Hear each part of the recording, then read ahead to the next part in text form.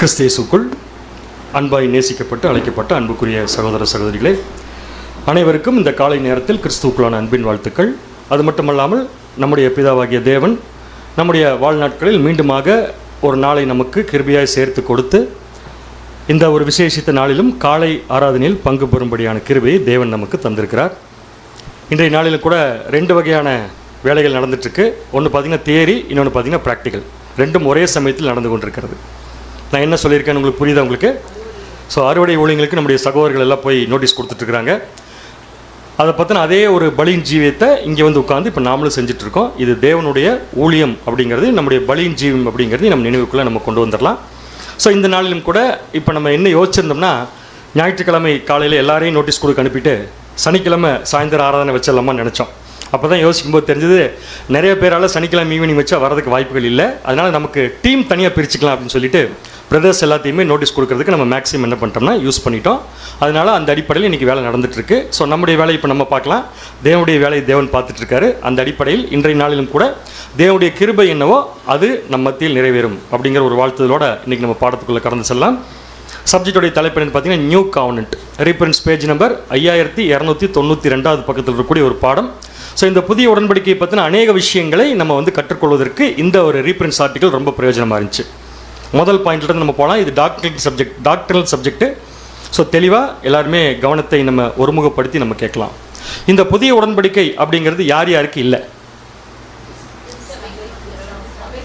சபைக்கும் திரள் கூட்டத்துக்கும் இல்லை. ஸோ நல்லா புரிஞ்சுக்கோங்க. இப்போ நம்ம படிக்க போகிற பாடமானது சபைக்கும் திரள் கூட்டத்துக்கும் இல்லை. ஆனால் அதுக்காக சபைக்கும் திரள் கூட்டத்துக்கு சம்பந்தம் இல்லைன்னு சொல்ல முடியாது. சபைக்கும் திரள் கூட்டத்துக்கு சம்பந்தம் இருக்குது. ஆனால் புதிய உடன்படிக்கை கீழே யார் வரமாட்டாங்கன்னா சபையின் திரள் கூட்டம் வரமாட்டாங்க. இப்படி எடுத்து சொன்னால் கரெக்டாக இருக்கும். புதிய உடன்படிக்கை கீழே சபையின் திரள் கூட்டம் வராது. ஆனால் புதிய உடன்படிக்கை நிறைவேறுவதற்கு சபையின் திரள் கூட்டம் ஒர்க் பண்ணி ஆகணும். இதுதான் நான் தெளிவாக உங்களுக்கு சொல்லிட்டேன் ஆரம்பத்திலே. ஸோ இந்த புதிய உடன்படிக்கை எதற்காக அப்படின்னு சொல்லி அதாவது அப்படின்னா சரி, சபைக்கும் திரள் கூட்டத்துக்கு இல்லைன்னா வேறு யாருக்குது? உலக ஜனங்களுக்கு. உலக ஜனங்களுக்கு எப்போ? இப்போவா? கிடையவே கிடையாது. இப்போ உலக ஜனங்கள் இருக்கிறாங்க, இப்போ அது கிடையாது. எப்போன்னு கேட்டிங்கன்னா அவங்க உயிர்த்தெழுந்து வந்ததுக்கப்புறமா. அப்படி தான் சொன்னால் கரெக்டாக இருக்கும். ஏன்னா இப்போ நம்ம ராஜ்யத்தில் தான் இருக்கிறோம். ஸோ உலக ஜனங்கள் உயிர்த்தெழுந்து வந்ததுக்கப்புறம் அவங்க எது கீழே வந்துடுவாங்கன்னா இந்த புதிய உடன்படிக்கை கீழே வந்துடுவாங்க. அடுத்த கொஸ்டின், புதிய உடன்படிக்கை உலக ஜனங்களுக்கு எதற்காக தேவை? முதல் பாயிண்ட்டு, தேவனுக்கும் மனுஷனுக்கும் ஒப்புரவாகுதல் நடக்கணும். நம்ம படிச்சுட்டு இருக்கிற 5th வால்யூமுடைய ஃபுல் கண்டென்ட் இதுதான். தேவனுக்கு மனுஷனுக்கு என்ன நடக்கணும்? ஒப்புரவாகுதல். இன்னைக்கு உலக ஜனங்களுக்கும் தேவனுக்கும் ஒப்புரவாகுதல் இருக்குதா? ஆகாது. ஏன் ஒப்புரவாகுதல் ஆகாது? அவங்க எல்லாரும் எதில் இருக்கிறாங்க? பாவத்தில் இருக்கிறாங்க. ஸோ ஒப்புரவாகுதல் அப்போ நடக்கும். அடுத்தது, மனுஷன் பரிபூர்ணம் அடைய வேண்டும், பர்ஃபெக்ஷனுக்குள்ளே போகணும். எந்த மாதிரி பர்ஃபெக்ஷன்னா, ஆதாம தேவன் உருவாக்குனார்ல, பாவம் செய்கிறதுக்கு முன்னாடி இருந்த ஆதாம், அந்த ஒரு ஸ்டேஜுக்கு, அந்த ஒரு நிலைமைக்கு ஒட்டுமொத்த மனுக்குலமும் போகணுங்கிறதுக்கு தான் இந்த புதிய உடன்படிக்கை. 3வது பாயிண்ட்டு, மனுஷன் இருக்கக்கூடிய இடம் எப்படி மாறணும்னா ஏதேன் தோட்டமாக மாறணும். எல்லாரும் ஒரு தடவை சொல்லிடலாமா? ஸோ புதிய உடன்படிக்கை உலக ஜனங்களுக்கு எதற்காக தேவன் அவங்க உயிர்த்தெழுந்து வந்ததுக்கப்புறம் கொடுக்குறாருன்னு சொல்லி பார்த்தீங்கன்னா, பாயிண்ட் நம்பர் 1, தேவனுக்கு மனுஷருக்கும் ஒப்புரவாகுதல் நடக்கணும். அதுக்கப்புறம் மனுஷன் பரிபூர்ணம் அடையணும். அதுக்கு அடுத்தது பூமி ஏதேன். இப்போ ரிவர்ஸில் படித்தா கரெக்டாக இருக்கும். முதல்ல பூமி ஏதேன் தோட்டமாக மாறணும். அடுத்தது மனுஷன் பர்ஃபெக்ஷனுக்குள்ளே வரணும். அதன் மூலம் தேவனோடு மனுஷன் என்ன ஆகுன்னா ஒப்புறது. இப்போ நான் ஒரு கொஸ்டின் கேட்க போகிறேன். இந்த 3 விஷயமும் உலக ஜனங்களுக்கு இதுக்கு முன்னாடி இருந்துச்சா இல்லையா? அதை சொல்கிறேன் பாருங்க. இந்த 3 பாயிண்ட்டை கவனிச்சா மட்டும் பதில் சொல்ல முடியும். தேவனுக்கு மனுஷனுக்கு ஒப்புரவாகுதல் அப்படின்னு ஒரு விஷயம், மனுஷன் பரிபூர்ணமாக இருக்கிறது இன்னொரு விஷயம், பூமி ஏதேன் தோட்டமாக இருக்கிறது இன்னொரு விஷயம். இதெல்லாம் எப்போ வரப்போகுதுன்னு சொல்கிறோம்?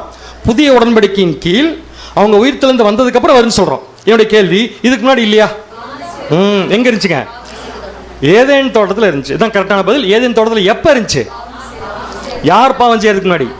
ஆதாம் பாவம் செய்வதற்கு முன்னாடி. ஆதாமும் ஏவாளும் பாவம் செய்வதற்கு முன்னாடி.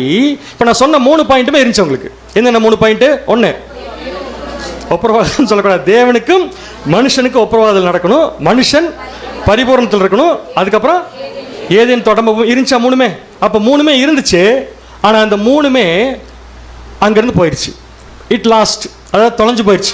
காரணம் என்ன? மனுஷன் என்ன செஞ்சிட்டான்? பாவம் செஞ்சிட்டான். அதனால தான் தேவன் என்ன பண்ணார்னா மீண்டும் மனுக்குலத்துக்கு இந்த 3 பாயிண்ட்டை கொடுக்க. எந்த 3 பாயிண்ட்டு? தேவனுக்கு மனுஷனுக்கும் ஒப்புரவாதல் நடக்கணும், மனுஷன் பரிபூரணத்துக்குள்ள போகணும், பூமி எதின் தோட்டமா மாறணுங்கிற பர்பஸ்க்காக தேவன் என்ன கொடுக்குறாருன்னா புதிய உடன்படிக்கை கொடுக்குறாரு. ஏற்கனவே இருந்ததை இழந்ததுனால தேவன் என்ன பண்றாரு, புதிய உடன்படிக்கை கொடுக்குறாரு. இப்போ எனக்கு ஒரு கொஸ்டின், ஏற்கனவே இருந்ததை திரும்பி கொடுக்கும்போது உடன்படிக்கையின் பேர் போடலாம்ல, எதுக்கு புதிய உடன்படிக்கைன்னு தேவன் பேர் வச்சார்? அப்ப ஆதாம் கூட போட்டது பழைய உடன்படிக்கையா? கிடையவே கிடையாது. ஆதாம் கூட உடன்படிக்கை போடல. ஆதாம் உருவாக்கும் போது அந்த நிலைமையில் தான் இருந்தார். அப்ப அந்த இடத்துல உடன்படிக்கை நம்ம சொல்ல முடியாது அதையே. ஆனா பின்னாடி இவங்களுக்கு கிடைக்க போற இந்த 3 விஷயம் எதன் அடிப்படையில் கிடைக்குதுன்னா புதிய உடன்படிக்கை. இப்போ கொஸ்டின், ஒரு விஷயத்தை புதுசுன்னு சொல்றோம்னாலே என்ன அர்த்தம்? பழசு இருக்கு அப்படின்னா சேம் பர்பஸ்க்கு ஏற்கனவே தேவன் ஒரு உடன்படிக்கை போட்டிருக்காரு. நான் சொல்றது நல்லா கவனிச்சுக்கோங்க. Same purpose. என்ன சேம் பர்பஸ்? 3 பர்பஸ். 1 தேவனும் மனுஷனும் ஒப்புரவாதம், அடுத்த மனுஷன் பரிபூரணத்துக்குள்ள வரணும், அதுக்கப்புறம் பூமி. இந்த 3 ஏற்கனவே ஒரு தடவை இந்த பர்பஸ்க்காக தேவன் ஒரு உடன்படிக்கை போட்டிருக்கார். என்ன உடன்படிக்கை அது? அருமையான பதில். என்ன உடன்படிக்கை? நியாயப்பிரமாண உடன்படிக்கை. எந்த யுகத்துல? யூத யுகத்துல. அருமையான பதில். நல்லா கவனிங்க. இந்த சேம் பர்பஸ்க்காக ஏற்கனவே போடப்பட்ட உடன்படிக்கை நியாயப்பிரமாண உடன்படிக்கை. ஆனா அதுவும் என்ன ஆயிடுச்சு? ஃபெயில் ஆயிடுச்சு. அதனாலதான் அடுத்து கொண்டு வர போற உடன்படிக்கைக்கு என்ன பேருங்க அப்படின்னா, எது பழசு எது புதுசு? நியாயப்பிரமாணம் பழசு, புதிய உடன்படிக்கை புதுசு அப்படின்னு பைபிள்ல வசனம் இருக்கா? எங்க இருக்கு? எங்கேயோ இருக்கு. எபிரேயர் ஆசிரியர் சொல்றார், எபிரேயர் 8ஆம் அதிகாரம் 13ஆம் வசனம். எபிரேயர் 8ஆம் அதிகாரம் 13ஆம் வசனம், புது உடன்படிக்கை என்று அவர் சொல்லுகிறதினாலே. நல்லா கவனிப்போம். நம்ம கேட்ட கேள்விதான். புது உடன்படிக்கை என்று தேவன் சொல்லுகிறதினாலே முந்தினதை பழமையாக்கினார். நோட் பண்ணிக்கோங்க. ஃபர்ஸ்டே அது பழசா வரல. நியாயப்பிரமாணம் உருவாக்கும் போது அது பழசு இல்ல, அது முந்தின உடன்படிக்கையா இருந்துச்சு. அது என்னவா மாறிடுச்சு? இப்ப பழசா மாறிடுச்சு. பழமையானதும் நாள்பட்டதுமா இருக்கிறது, உருவழிந்து போக காலம் சமீபித்திருக்கிறது. பழசும் நாள்பட்டதுமா இருக்கிறது, உருவழிந்து போக எது சமீபமா இருக்கு? காலம் சமீபமா இருந்துச்சு. அதே மாதிரி போயிருச்சு, அது முடிஞ்சது. அதுக்கப்புறம் அடுத்து தேவன் பண்ண போற உடன்படிக்கை யார் கூட பாத்தீங்கன்னா ஒட்டுமொத்த உலக ஜனங்களோட. என்ன பர்பஸ்க்கான? 3 பர்பஸ். சொல்லுங்க பார்க்கலாம் திருப்பி. தேவனுக்கும் மனுஷனுக்கும் ஒப்புரவாதல் நடக்கணும், மனிதன் பரிபூரணத்தை அடையணும், பூமி என்னவா மாறணும்? ஏதேன் தோட்டமும். இது கிளியரா இருக்கு உங்களுக்கு? இப்போ எனக்கு ஒரு கொஸ்டின், பழசுக்கும் புதுசுக்கு ஏதாவது சம்மந்தம் இருக்கா? இப்போ நீங்க பழசுன்னு கண்டுபிடிச்சிட்டோம். எது பழைய உடன்படிக்கை? Same purpose. எது புதிய உடன்படிக்கை? பின்னாடி போற நியூ கவர்னன்ட், அதுவும் சேம் பர்பஸ் தான். So purpose same. இது பழசு, இது புதுசு. என்னுடைய கேள்வி, அப்ப பழசு ஃபெயில் ஆகுன்னு தேவனுக்கு முதல்ல தெரியுமில்ல? தெரியாது போல் இருக்கு இவங்களா. உங்களுக்கு தேவன் யாருன்னு தெரியுமா? தெரியாது. சொல்லுங்க ஃபர்ஸ்ட். முதல்ல தெரியுமில்ல தேவனுக்கு. அப்புறம் ஏன் பழச ஒன்று உருவாக்கி அப்புறம் அதுக்கு அதை ஃபெயில் பண்ணி, அதை ஃபெயில் பண்ணல, அதை பழசாக்கி எதுக்கு புதுசு ஒன்று கொண்டு வரணும்? தேவன் ஒன்று பண்ணாருன்னா காரணம் இல்லாமல் இருக்கவே இருக்காது. என்ன பர்பஸ்க்கானா, இந்த புதிய உடன்படிக்கை ஃபெயில் இல்லாம எஸ்டாப்ளிஷ் ஆகணும்ல, அதுக்கு ஒரு நிழல் வேணும்ல, அதுக்கு ஒரு மாடல் வேணும்ல. அதுதான் பழைய உடன்படிக்கை. புரிஞ்சா உங்களுக்கு? ஸோ பழசுங்கிறது மாடல், நிழல், புதுசுங்கிறது நிஜம். இதை மனசுல வச்சுக்கோங்க. ஸோ இப்போ அடுத்து போலாம், நேரா நியாயப்பிரமாண உடன்படிக்கைக்கு வந்துடலாம். இந்த உடன்படிக்கைக்கு இன்னொரு பேர் என்ன வச்சிருக்கோம் நம்ம? இப்ப இந்த நியாயப்பிரமாண உடன்படிக்கைக்கு யூத யுகத்தில் தேவன் இஸ்ரேல் ஜனங்களோட போட்டதுக்கு இன்னொரு பேர் என்ன வச்சிருக்கோம்? பழைய உடன்படிக்கை. இந்த பழைய உடன்படிக்கை என்ன பர்பஸ்க்காக சொல்லுங்க? அந்த அந்த கேள்வி லைட்டா மாத்தினா பதில் வர்றதில்ல. தேவனோடு மனிதன் ஒப்புரவாக. எந்த மனிதன்? இஸ்ரேல் ஜனங்கள். அடுத்தது 2வது, மனிதன் எதுக்குள்ள போகணும்? பரிபூரணம் அடையணும், பூமி என்னவா மாறணும். இதை மட்டும் அவங்க செஞ்சிருந்தாங்கன்னா என்ன இருப்பாங்க? அன்னைக்கோட முடிஞ்சது கோர்ஸ். நம்மளாம் பிறந்திருக்கிறதுக்கு வாய்ப்பே கிடையாது. கரெக்டுங்களா? ஸோ அப்போ அது பழசாயிடுச்சு. இப்போ அடுத்த கேள்வி, இது நிழல், புதிய உடன்படிக்கை பொருள். எது கிளியரா இருக்கீங்களா? ஸோ இது நிழல், புதிய உடன்படிக்கை பொருள். ஸோ நிழல்ல தேவன் இந்த 3 பர்பஸையும் எஸ்டாப்ளிஷ் பண்றதுக்கு 2 விஷயத்தை கேட்டார். ஜனங்கள் தேவனோடு ஒப்புரவாக தேவன் பழைய உடன்படிக்கையில நிழல்ல 2 கேட்டார். ஒன்னு மீடியேட்டர், இன்னொன்னு சாக்ரிஃபைஸ். ஒரு எல்லாரும் சொல்லுங்க. ஒரு உடன்படிக்கை தேவன் போட்டது பர்பஸ்ஃபுல்லா நிறைவேறணும்னா 2 விஷயம் தேவை. ஒன்னு, அந்த உடன்படிக்கைக்கு ஒரு மீடியேட்டர், அடுத்து அந்த உடன்படிக்கைக்கு ஒரு சாக்ரிஃபைஸ். சொல்லுங்க பார்க்கலாம். பழைய உடன்படிக்கை, நியாயப்பிரமாண உடன்படிக்கை, நிழலான உடன்படிக்கையில மீடியேட்டர் யாரு? சாக்ரிஃபைஸ் என்ன? நிழல் நிழல் நான் கேட்டிருக்கிறேன். மீடியேட்டர் யாரு? ஆரோன். அப்படியே மாத்தி மாத்தி சாய்ஸ் போயிட்டே இருக்க வேண்டியதுதான். ஆரோன் உடன்படிக்கையின் மத்தியஸ்தர் கிடையாது. மோசே என்பது சரியான பதில். ஸோ இந்த கரெக்டாக கண்டுபிடிச்சிட்டீங்க. மீடியேட்டர் யாரு? மோசே. அப்போ ஒரு சாக்ரிஃபைஸ் இருந்தால் தான் தேவன் மனுஷனோட ஒப்புரவ முடியும். அந்த சாக்ரிஃபைஸ் என்ன? காளை வெள்ளாட்டுக்கடா. சூப்பர். இப்ப பாருங்க, ஆல்மோஸ்ட் இதுக்கு முன்னாடி இந்த சேம் டாபிக்ல ஒரு 4-5 சப்ஜெக்ட் நம்ம கேட்டா மட்டும்தான் இந்த சப்ஜெக்ட் நமக்கு புரியும். புரியுது உங்களுக்கு? சோ எந்த பலி அங்க செலுத்தப்படணும்னா காளை மற்றும் வெள்ளாட்டுக்கடா. சோ ஒரு உடன்படிக்கை தேவன் போட்டது நிறைவேற வேண்டும் என்றால் 2 விஷயம் கேட்குது உடன்படிக்கை. ஒன்னு மீடியேட்டர், இன்னொன்னு பலி. மீடியேட்டர் பழைய உடன்படிக்கைக்கு மோசே, பலி எதுன்னு பாத்தீங்கன்னா காளை வெள்ளாட்டுக்கடா அப்படின்னு டைரக்டா ஒரு வசனத்துல இருக்கு. எபிரேயர்ல வாசிக்கலாம். எபிரேயர் 9ஆம் அதிகாரம் 18, 19, 20. எபிரேயர் 9ஆம் அதிகாரம் வசனங்கள் 18 முதல். அந்தபடி முதலாம் உடன்படிக்கையும் இரத்தம் இல்லாமல் பிரதிஷ்டை பண்ணப்படவில்லை. இரத்தம் இல்லாமல் முதலாம் உடன்படிக்கை இப்ப எது நமக்கு? எனக்கு கொஞ்சம் எல்லாம் தெளிவுக்கு வந்துடலாம். பழைய உடன்படிக்கை தான். ஏன்னா இந்த இந்த இந்த ரைட்டிங்ஸ் எழுதுறப்ப, இந்த விஷயம் நடக்கிறப்ப புது உடன்படிக்கை தேவன் போடுறாருன்னு அவங்களுக்கு தெரியல. ஸோ அதுக்கு என்ன பேர் வச்சுட்டாங்க? பழசுன்னு பேர் வைக்கல. என்ன வச்சுட்டாங்க? முதலாம். நம்ம நேரம் ஏதேன் தோட்டத்துக்கு போயக்கூடாது. ஏதேன் தோட்டத்தில் முதலாம் உடன்படிக்கையில இல்லை. அங்கே மனுஷனே அப்படித்தான் இருந்தாங்க, ஒப்புரவாகி தான் இருந்தாங்க. ஸோ அதுக்கு உடன்படிக்கை தேவையில்லை. மனுஷன் ஒப்புரவாருக்கு தான் உடன்படிக்கை தேவை. ஏற்கனவே ஆதாம் தேவனோட என்ன இருந்தாரு? ஒப்புரவாக இருந்தனால அங்கே ஒரு உடன்படிக்கை தேவையில்லை. அப்படின்னு அது முதலாம் உடன்படிக்கை இல்லை. அப்போ எது முதலாம் உடன்படிக்கை? நியாயப்பிரமாண உடன்படிக்கை. இப்ப வாசிங்க. அந்தபடி முதலாம் உடன்படிக்கையும் இரத்தம் இல்லாமல் பிரதிஷ்டை பண்ணப்படவில்லை. இரத்தம் இல்லாமல் பிரதிஷ்டை பண்ணப்படவில்லை. அடுத்தது எப்படி எனில் மோசே நியாயப்பிரமாணத்தின்படி. நோட் பண்ணிக்கங்க. யாரு? ஆரோன் இல்ல. யாருங்க இது? மோசே நியாயப்பிரமாணத்தின்படி சகல ஜனங்களுக்கும் எல்லா கட்டளைகளையும் சொன்ன பின்பு. எல்லா கட்டளை, ஏன்னா அவர் தான் மீடியேட்டர். அவர் தான் போய் தேவன் சொல்றத ஜனங்களுக்கு சொல்லணும். சோ மீடியேட்டர் எல்லா கட்டளையும் சொன்ன பின்பு இளங்காளை வெள்ளாட்டுக்கடா இவைகளின் இரத்தத்தை. மனுஷ பாயிண்ட். இளங்காளை வெள்ளாட்டுக்கடா இவைகளின் இரத்தத்தை தண்ணீரோடும் சிவப்பான ஆட்டுமயிரோடும் ஈசோப்போடும் கூட எடுத்து புஸ்தகத்தின் மேலும் ஜனங்கள் எல்லார் மேலும் தெளித்து. 2 ரத்தம் தெளிக்கப்பட வேண்டும் ஜனங்கள் மேல. எந்த 2 ரத்தம்?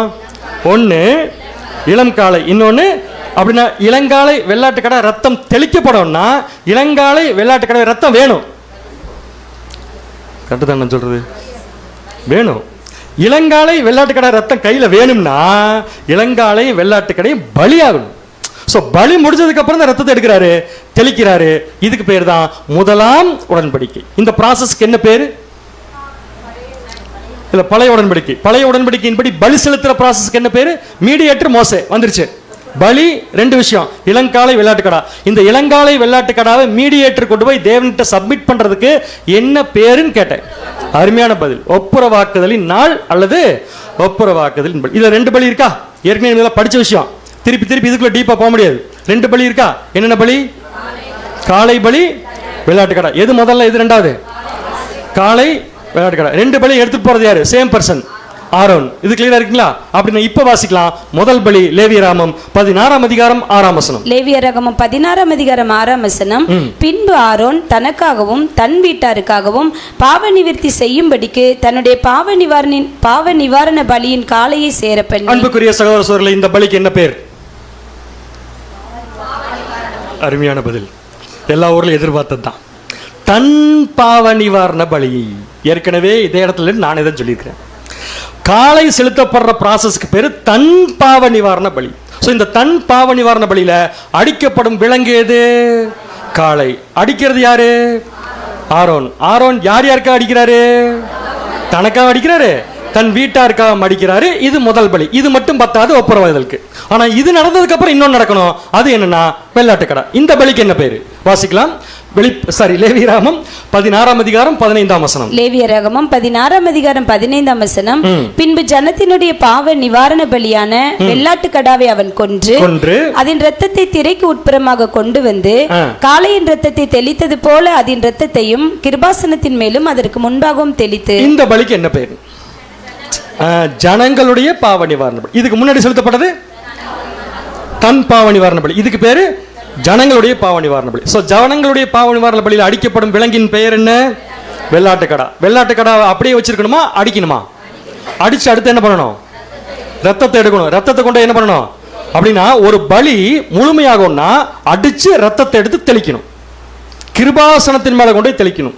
அது வரைக்கும் அடிக்கப்பட்ட விலங்கினுடைய சாக்ரிஃபைஸ் யாருக்காக அடிக்கப்பட்டுச்சோ அவங்களுக்கு போய் சேராது. ஸோ ஒரு விலங்கு அடிக்கப்பட்டு ரத்தத்தை எடுத்து அந்த ரத்தத்தை கொண்டு தெளிச்சு முடிக்கிற வரைக்கும் அடிக்கப்படும் விலங்கின் அந்த பாவம், அந்த புண்ணியமானது அடிக்க கொண்டு வந்தவருக்கு அப்ளை ஆகாது. அப்ப ரத்தம் சிந்துதல் இல்லாமல் என்ன உண்டாகாது? இப்ப 2 ப்ராசஸ் பார்த்தோமா? ஒரு பலி தன் பாவ நிவாரண பலி, இன்னொன்னு தன் பாவ நிவாரண பலியில யார் அடிக்கப்பட்டது? காளை. யார் அடிச்சது? யார் யாருக்கு அடிச்சாரு? தனக்காகவும் தன் இதுக்கெல்லாம் நமக்கு விளக்கம் தெரியுமியா? தனக்குன்னு சொல்றது ஆரோனுக்கு, தன் வீட்டாருங்கிறது நிழல்ல லேவியருக்கு.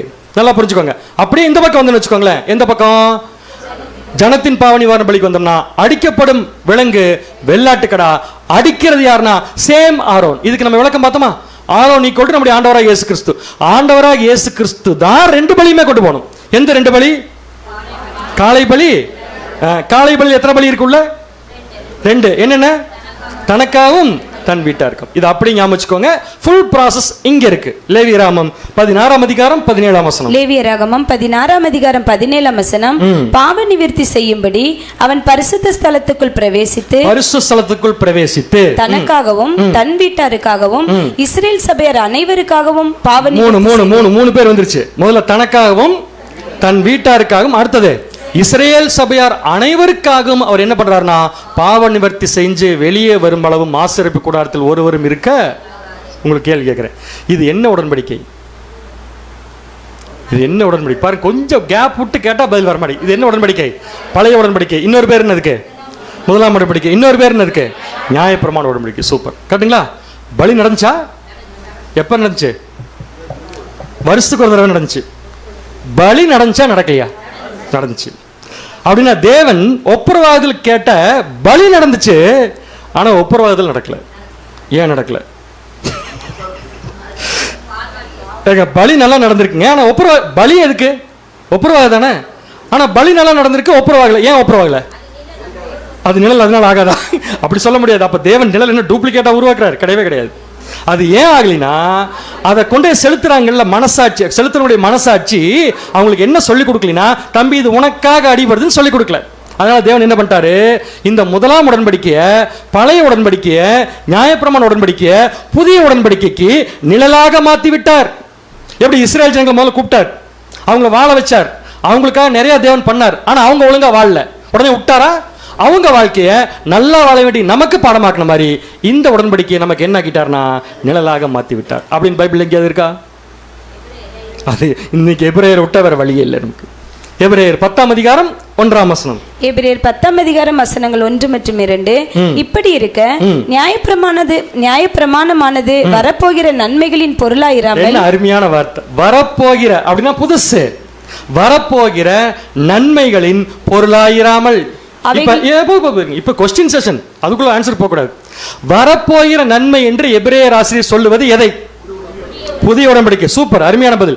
சபைக்காக கிடையாது, உலக ஜனங்களுக்காக பேசிட்டு இருக்காரு. இப்ப வரப்போகிற நன்மைகளின் பொருள் அப்படின்னா வரப்போகிற நன்மையாக புதிய உடன்படிக்கை எப்படி எஸ்டாப்ளிஷ் ஆக வேண்டும் என்பதை தேவன் பழைய உடன்படிக்கையின் மூலம் நமக்கு என்ன பண்ணியிருக்காருன்னா செஞ்சு காமிச்சிருக்காரு. பழைய உடன்படிக்கை ஏன் நடக்கல? ஏன்னா அந்த பழைய உடன்படிக்கையை எடுத்துட்டு போய் செயல்படுத்தின ஆட்கள் ஒழுங்கா நல்ல மைண்டோட என்ன பண்ணீங்க, அவரு செயல்படுத்தல. ஸோ இப்போ நேரம் எங்க வந்துடலாம்?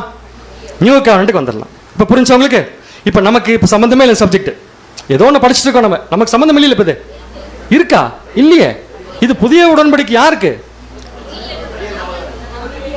நம்ம மீடியேட்டரு, அதுக்குள்ள நம்ம இருக்கோம். பார்க்கலாம் எங்க இருக்கோன்னு பார்க்கலாம் பெருங்க. ஸோ அது நிழல்னா இது பொருள் தானே. ஸோ நிழலுக்கு ரெண்டு விஷயம் தேவையா? உடன்படிக்கை என்ன ரெண்டு கேட்குது? ஒன்று மீடியேட்டர் கேட்குது, ஒன்று சாக்ரிஃபைஸ் கேட்குது. ஸோ பழைய உடன்படிக்கையில் மீடியேட்டர் யாரு? மோசே. சாக்ரிஃபைஸ் எது? காளை, வெள்ளாட்டுக்கடை. இது கிளியரா இருக்குங்களா?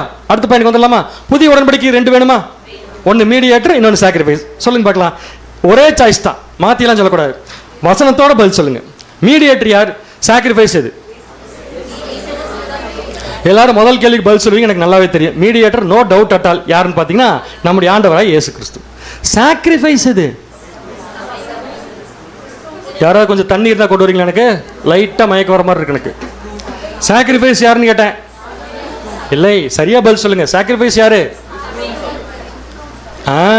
கிறிஸ்துவும் சபையும். சபையும் கிறிஸ்துவீங்கன்னா ஒத்துக்க மாட்டேன் நான். ஏன் சபையும் கிறிஸ்துவ ஒத்துக்க மாட்டீங்க? கிறிஸ்து சபையை ஏன் ஒத்துக்குவீங்க? ஏன்னா கிறிஸ்துவ ரொம்ப பிடிக்கும். இல்ல, கிறிஸ்து பலியாகாம சபை பலி போகவே போகாது தேவன்ட்ட. ஸோ யாருன்னு கேட்டீங்கன்னா கிரைஸ்ட் அண்ட் சர்ச். இந்த சர்ச்சுன்னு பேசுறமே, அது எந்த சர்ச்சு? 140. பாருங்களேன், புது இன்ஃபர்மேஷன் எனக்கு கிடைச்சிருக்கு. 1,44,000. அம்மா அது யாருங்குது? பார்க்கலாம் என்ன சாக்ரிஃபைஸ் பண்ணிட்டு இருக்கோன்னு பார்க்கலாம். ஓகேங்களா? ஸோ இது வரைக்கும் கிளியரா சப்ஜெக்ட். அப்படின்னா இப்போ இதுக்கு ஒரு வசனம் வேணும்ல. புதிய உடன்படிக்கையின் மத்தியஸ்தர் யார்? வாசிக்கலாம். எபிரேயர் 9ஆம் அதிகாரம் 15ஆம் வசனம். எபிரேயர் 9ஆம் அதிகாரம் 15ஆம் வசனம். ஆகையால் முதலாம் உடன்படிக்கையின் காலத்திலே நடந்த அக்கிரமங்களை நிவர்த்தி செய்யும் பொருட்டு. முதலாம் உடன்படிக்கையில் என்ன நடந்துச்சாமா? பலி கூட நடக்கலையாமா. என்ன நடந்துச்சாமா? அக்கிரமம் நடந்துச்சாமா. அந்த அக்கிரமங்களை எல்லாம் நிவர்த்தி செய்யும் பொருட்டு அவர் மரணம் அடைந்து. யார் மரணம் அடைந்து? மரணம் சொல்லாம பலின்னு சொல்லாமா? அப்ப நம்முடைய ஆண்டவராக இயேசு கிறிஸ்து பலியாகி அழைக்கப்பட்டவர்கள் வாக்குத்தத்தம் பண்ணப்பட்ட நித்திய சுதந்திரத்தை அடைந்து கொள்வதற்காக. அழைக்கப்பட்டவர்கள் வாக்குத்தத்தம் பண்ணப்பட்ட நித்திய சுதந்திரம். யார் அழைக்கப்பட்ட வாக்குத்தத்தம் பண்ணப்பட்ட நித்திய சுதந்திரம்? யாருக்கு? சப்ஜெக்ட் முடிச்சிட்டாங்க. சபையாமா. உலக ஜனங்கள். இப்ப என்ன படிச்சுட்டு இருக்க நேரம்? புதிய உடன்படிக்கை யாருக்கு? எல்லாம் நமக்கு. பைபிள் இருக்கிற அத்தனை ப்ராமிஸ் நமக்கு. பைபிள்ல இருக்கிற எல்லா கெட்டதும் சாத்தானுக்கு. பைபிள்ல எந்த ஆசீர்வாதம் இல்லாம நல்லது கெட்டது இல்லாம இருக்கிற உலக ஜனங்களுக்கு. என்னங்க கொடுமை இது. ஸோ தேவன் கிளியரா என்ன வாக்குத்தத்தம் பண்ணியிருக்காருன்னா, புதிய உடன்படிக்கை. இந்த சப்ஜெக்ட்ல இப்ப போலாம் நம்ம. அந்த புதிய உடன்படிக்கை இல்ல இது நமக்குன்னு சொன்னீங்கன்னா கீழே வர விஷயம் அர்த்தமே ஆகாது. வாசிக்கலாம் மறுபடியும். எங்கிருந்து வாசிக்கலாம்னா, சரி முதல்ல இருந்து வாசிங்க. ஆகையால் முதலாம் உடன்படிக்கையின் காலத்திலே நடந்த அக்கிரமங்களை நிவர்த்தி செய்யும் பொருட்டு அவர் மரணம் அடைந்து அழைக்கப்பட்டவர்கள் வாக்குத்தத்தம் பண்ணப்பட்ட நித்திய சுதந்திரத்தை அடைந்து கொள்வதற்காக. நீங்க சபைன்னு சொன்னீங்கன்னா இப்ப மாட்டிக்குவீங்க. அடுத்து படிங்க. இப்ப புது உடன்படிக்கையின் மத்தியஸ்தராய். அப்ப எதை பத்தி பேசிட்டு இருக்காரு? இப்ப என்ன உடன்படிக்கை? அப்ப இயேசு கிறிஸ்து புதிய உடன்படிக்கை என்ன ஆயிட்டாரு? இப்ப மத்தியஸ்தர். இப்ப கொஸ்டின் இப்படி மாத்தி கேட்கட்டுமா இல்ல ஒரு ஸ்டார்ட் போட்டு அப்புறம் கேட்கட்டுமா? திருப்பி மாத்தி கேட்பேன். பட் கான்செப்ட் மாறவே மாறாது. எதுக்குன்னு நம்ம புரிஞ்சு கொள்றதுக்காக தான். ஸோ 2 பிக்சர் போட போறேன். இது கரெக்டா தப்பா சொல்லி பார்க்கலாம். பிக்சரை மட்டும் பார்க்காதீங்க, கீழே இருக்கிற கண்டென்ட்டையும் பாருங்க. கொஞ்சம் கேர்ஃபுல்லா பாருங்க. நான் என்ன வேணாலும் பண்ணியிருப்பேன். நீங்க புள்ளி கமால்லாம் பார்த்துட்டு இருக்காதீங்க. கான்செப்ட் கரெக்டா? தப்பு தெரியல. அருமையான பதில். ஆக்சுவலாக எனக்கு தெரிஞ்சு நான் எந்த தப்பும் பண்ணல. நீங்கள் ஒரு தப்பை கண்டுபிடிச்சு சொல்கிறதால எனக்கு இப்போ கியூரியாசிட்டி அதிகமாகிடுச்சு. நான் எக்ஸ்பிளைன் பண்ணுற பாருங்க. இது என்ன பலி? காளை பலி. காளை பலிக்கு என்ன பேர் ஏற்கனவே பார்த்தோம்? தன்னுடைய பாவ நிவாரணம். இது என்ன பலி? என்ன நிவாரணம்? ஜனங்களின் பாவனை. இது 2 நடந்து முடிஞ்சிச்சுன்னா யாருக்கு ரட்சிப்பு? கான்செப்ட் கரெக்டா தப்பா? கரெக்ட். இது இந்த உடன்படிக்கைக்கு என்ன பேருங்க? பழைய உடன்படிக்கை. அப்படியே கீழே போட்டு இன்னொன்னு, இந்த தன்னுடைய பாவ நிவாரணத்தின் பொருள் என்ன? கிறிஸ்து மற்றும் கிறிஸ்து சபைக்கான பலி. நான் சொல்ற பாயிண்ட் புரிஞ்சா புரியல உங்களுக்கு? ஆரோன் தனக்காகவும் தன் வீட்டாருக்காகவும் அப்படின்னு. ஆரோன் யார்? இப்ப இயேசு கிறிஸ்து. சோ இயேசு கிறிஸ்து தனக்காகவும் பலி செலுத்தியிருக்காரு, தன்னுடைய சரீரமாகிய சபைக்காகவும் பலி செலுத்திட்டார். கரெக்டுங்களா? அதுக்கப்புறம் யார் பலி செலுத்தணும்? இது யாருது? நம்மன்னு சொன்னதால தப்பிச்சிங்க. இந்த 2 பலியும் முடிஞ்சதுன்னா யாருக்கு ரட்சிப்பு? இப்ப கீழே நான் மார்க் பண்ற உடன்படிக்கைக்கு என்ன பேர்? அப்ப மேல போட்டிருக்க உடன்படிக்கைக்கு என்ன பேர்? சூப்பர். இந்த 2 உடன்படிக்கைக்கு என்ன டிஃபரன்ஸ்? அது நிழல், இது பொருள், நான் ஒத்துக்கிறேன். But some differences.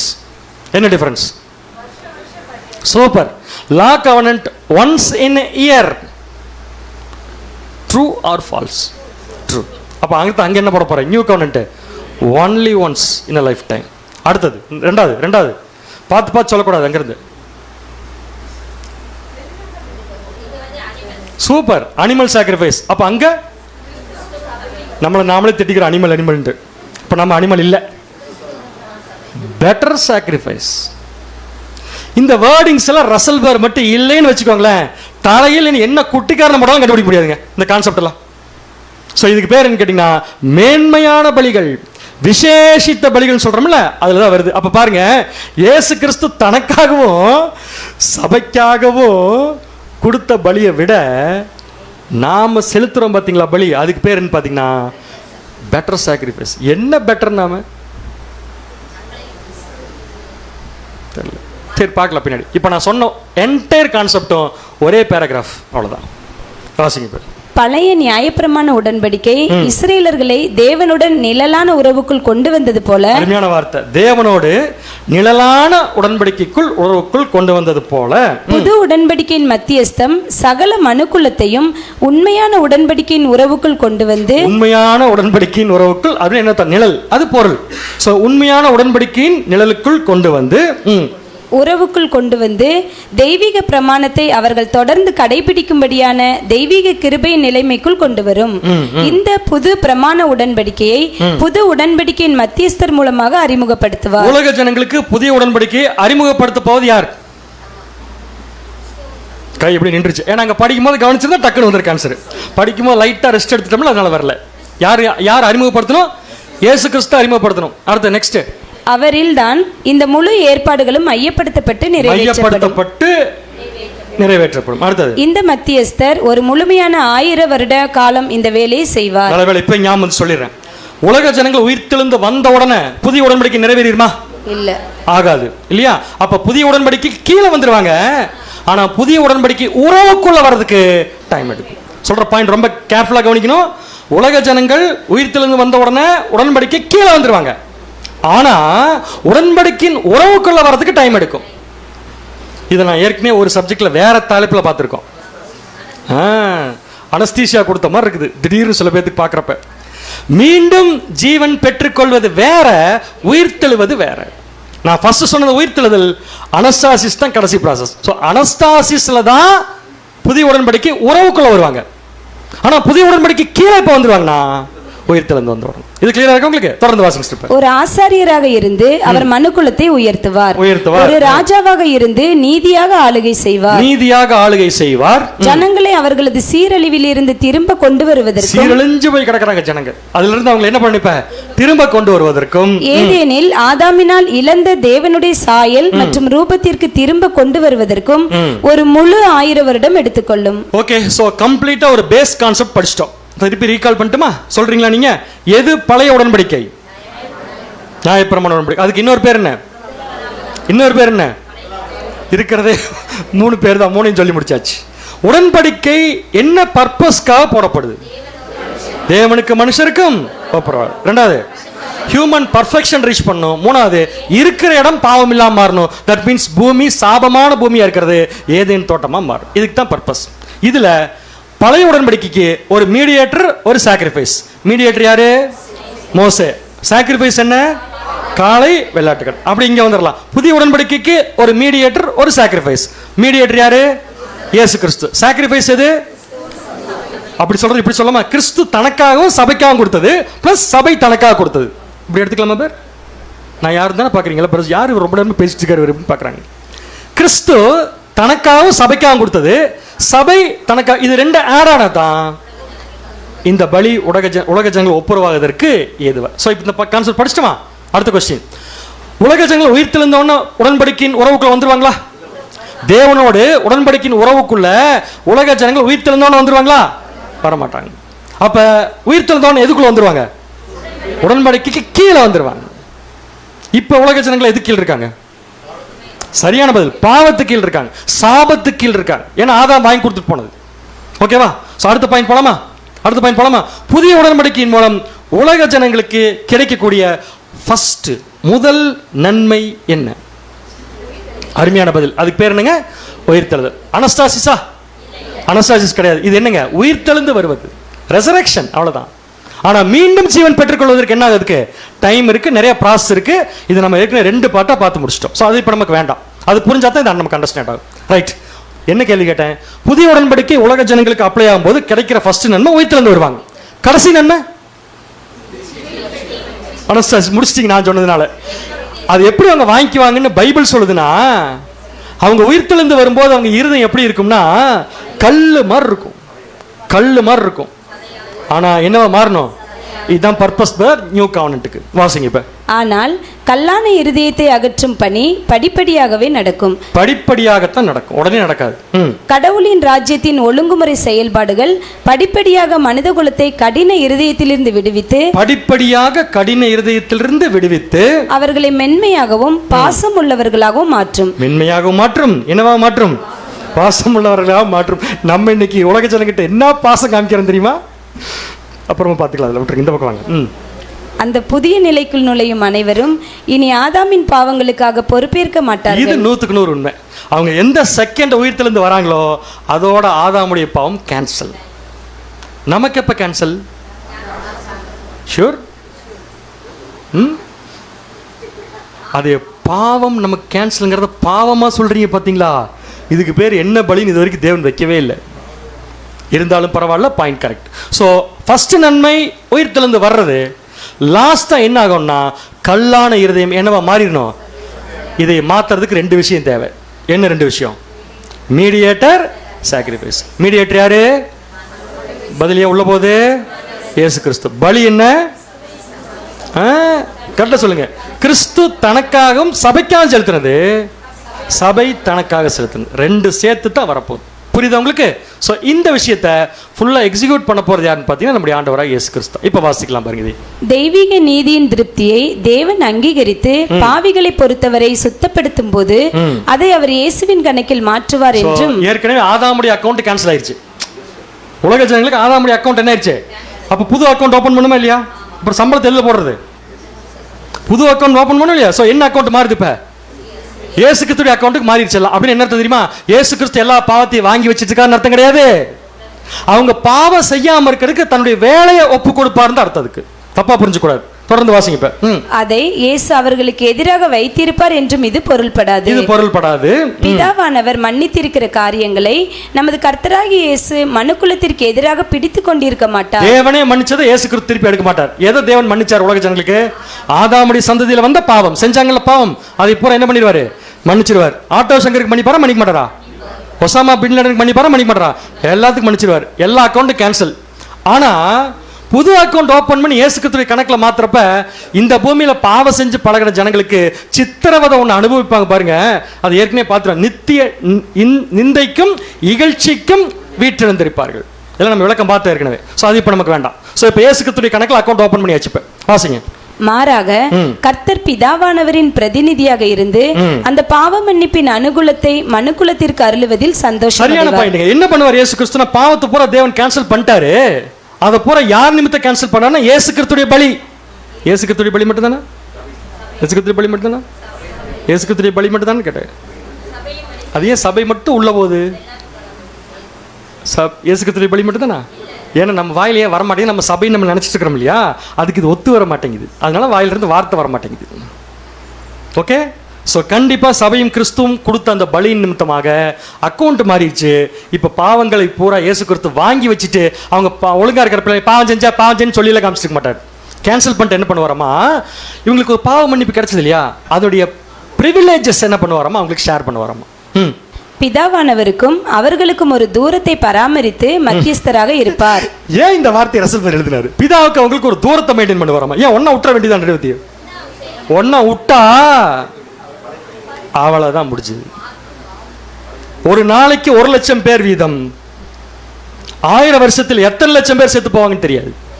ஸோ ஏன் டிஸ்டன்ஸ் மெயின்டைன் பண்றாருன்னா இவர் தான் என்னவா இருக்கார் நடுவில். அப்படின்னா மத்தியஸ்தர் என்ன பண்ணுவார் நினைக்கிறீங்க? இவருக்கு ஒரு பிரிவிலேஜ் கிடைச்சது இல்லை. என்ன பிரிவிலேஜ்? இயேசு கிறிஸ்து கையில் இப்ப 2 பிரிவிலேஜ். ஒன்று அவருடைய பலி, இன்னொன்று சபையுடைய பலி. இந்த 2 கிரெடிட் வாங்கி வச்சுட்டு உலக ஜனங்களை தேவன் வந்து பார்க்காம இதான் நம்ம நமக்கு என்ன படிக்கிறோம்? நீதிமானாக்கப்படுதல்னு சொல்றோம். ஆனால் அவங்களுக்கு நீதிமானாக்கப்படுதல் கிடையாது, மத்தியஸ்தம். ஸோ மத்தியஸ்தம் பண்ணும்போது என்ன பண்ணுவார்னா, தேவனே இந்த பலியை வச்சுக்கிட்டு இவங்களை கொஞ்ச நாள் விட்டுருங்க, இந்த பலியை வச்சுட்டு இவங்களை கொஞ்ச நாள் விட்டுருங்க அப்படின்னு அவர் கையில் வச்சிருக்கிற பலி யாருடைய பலி நினைச்சுக்கிறீங்க? ஆமா, முடிஞ்சது, அவ்வளவுதான். கிறிஸ்துடைய பலி, சபையுடைய பலி. நம்ம என்ன செஞ்சிருக்கோம்னு சொல்லுங்க, இதை வச்சு உலக ஜனங்களை காப்பாத்துறதுக்கு தெரியல. ஆனா வெரி கிளியர், இதுதான் உலக ஜனங்களை காப்பாற்ற போகுது. ஸோ ஒரு டிஸ்டன்ஸ் மெயின்டைன் பண்ணி என்ன பண்ணுவாரமா, மறுசீரமைப்புக்கும் குணலட்சண அபிவிருத்திக்கும் முதலானவைகளை நேரத்தை கொடுத்து கல்லான இருதயத்தை சதையான இருதயமாய் மாற்றுவார். ஸோ கிளியர் பாயிண்ட் புரிஞ்சு உங்களுக்கு? அடுத்த கொஸ்டின் போலாமா? உலக ஜனங்களுக்கு கிடைக்கும் முதல் நன்மை என்ன? புதிய உடன்படிக்கையின் கீழ் உயிர்த்தல். கடைசி நன்மை என்ன? கல்லான இருதயம் என்னவா மாறணும்? அடுத்த கொஸ்டின், எப்ப புதிய உடன்படிக்கை நிறைவேறும்? ரொம்ப ஈஸியான, 1000 வருஷம் முடிஞ்சு நிறைவேறும். அப்ப 1000 வருஷம் தான் நிறைவேறும். லிட்டில் சீசன் முடிச்ச உடனே எது நிறைவேறும்? கொஸ்டின் திருப்பி மாத்துறேன். புதிய உடன்படிக்கையின் ஃபர்ஸ்ட் பலன் என்ன? உயிர்த்தெழுதல். அப்ப அந்த புதிய உடன்படிக்கைக்கு ஒரு சாக்ரிஃபைஸ் செலுத்தினா தானே முடியும். நானே பதிலையும் சொல்லி கொடுத்துருக்கேனே, கொஸ்டின் எப்படி டஃப் ஆகலாம்னு யோசிச்சேன். எப்ப உலக ஜனங்களுக்கு புதிய உடன்படிக்கையின் பலன் கிடைக்கும், இதுதான் பாயிண்ட் அப்படின்னு கரெக்டா பாயிண்டா சொல்லணும். எப்ப கிடைக்கும்?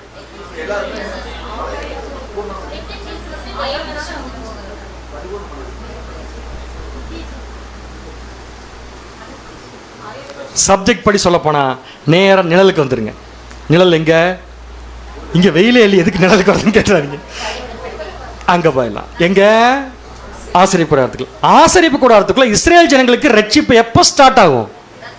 அழகா பாயிண்ட் எழுதுறாரு. அப்ளிகேஷன் ஆஃப் த பிளட், ரத்தத்தை தெளிக்கிறது, கிருபாசனத்தின் மேல ரத்தத்தை தெளிக்கிறது.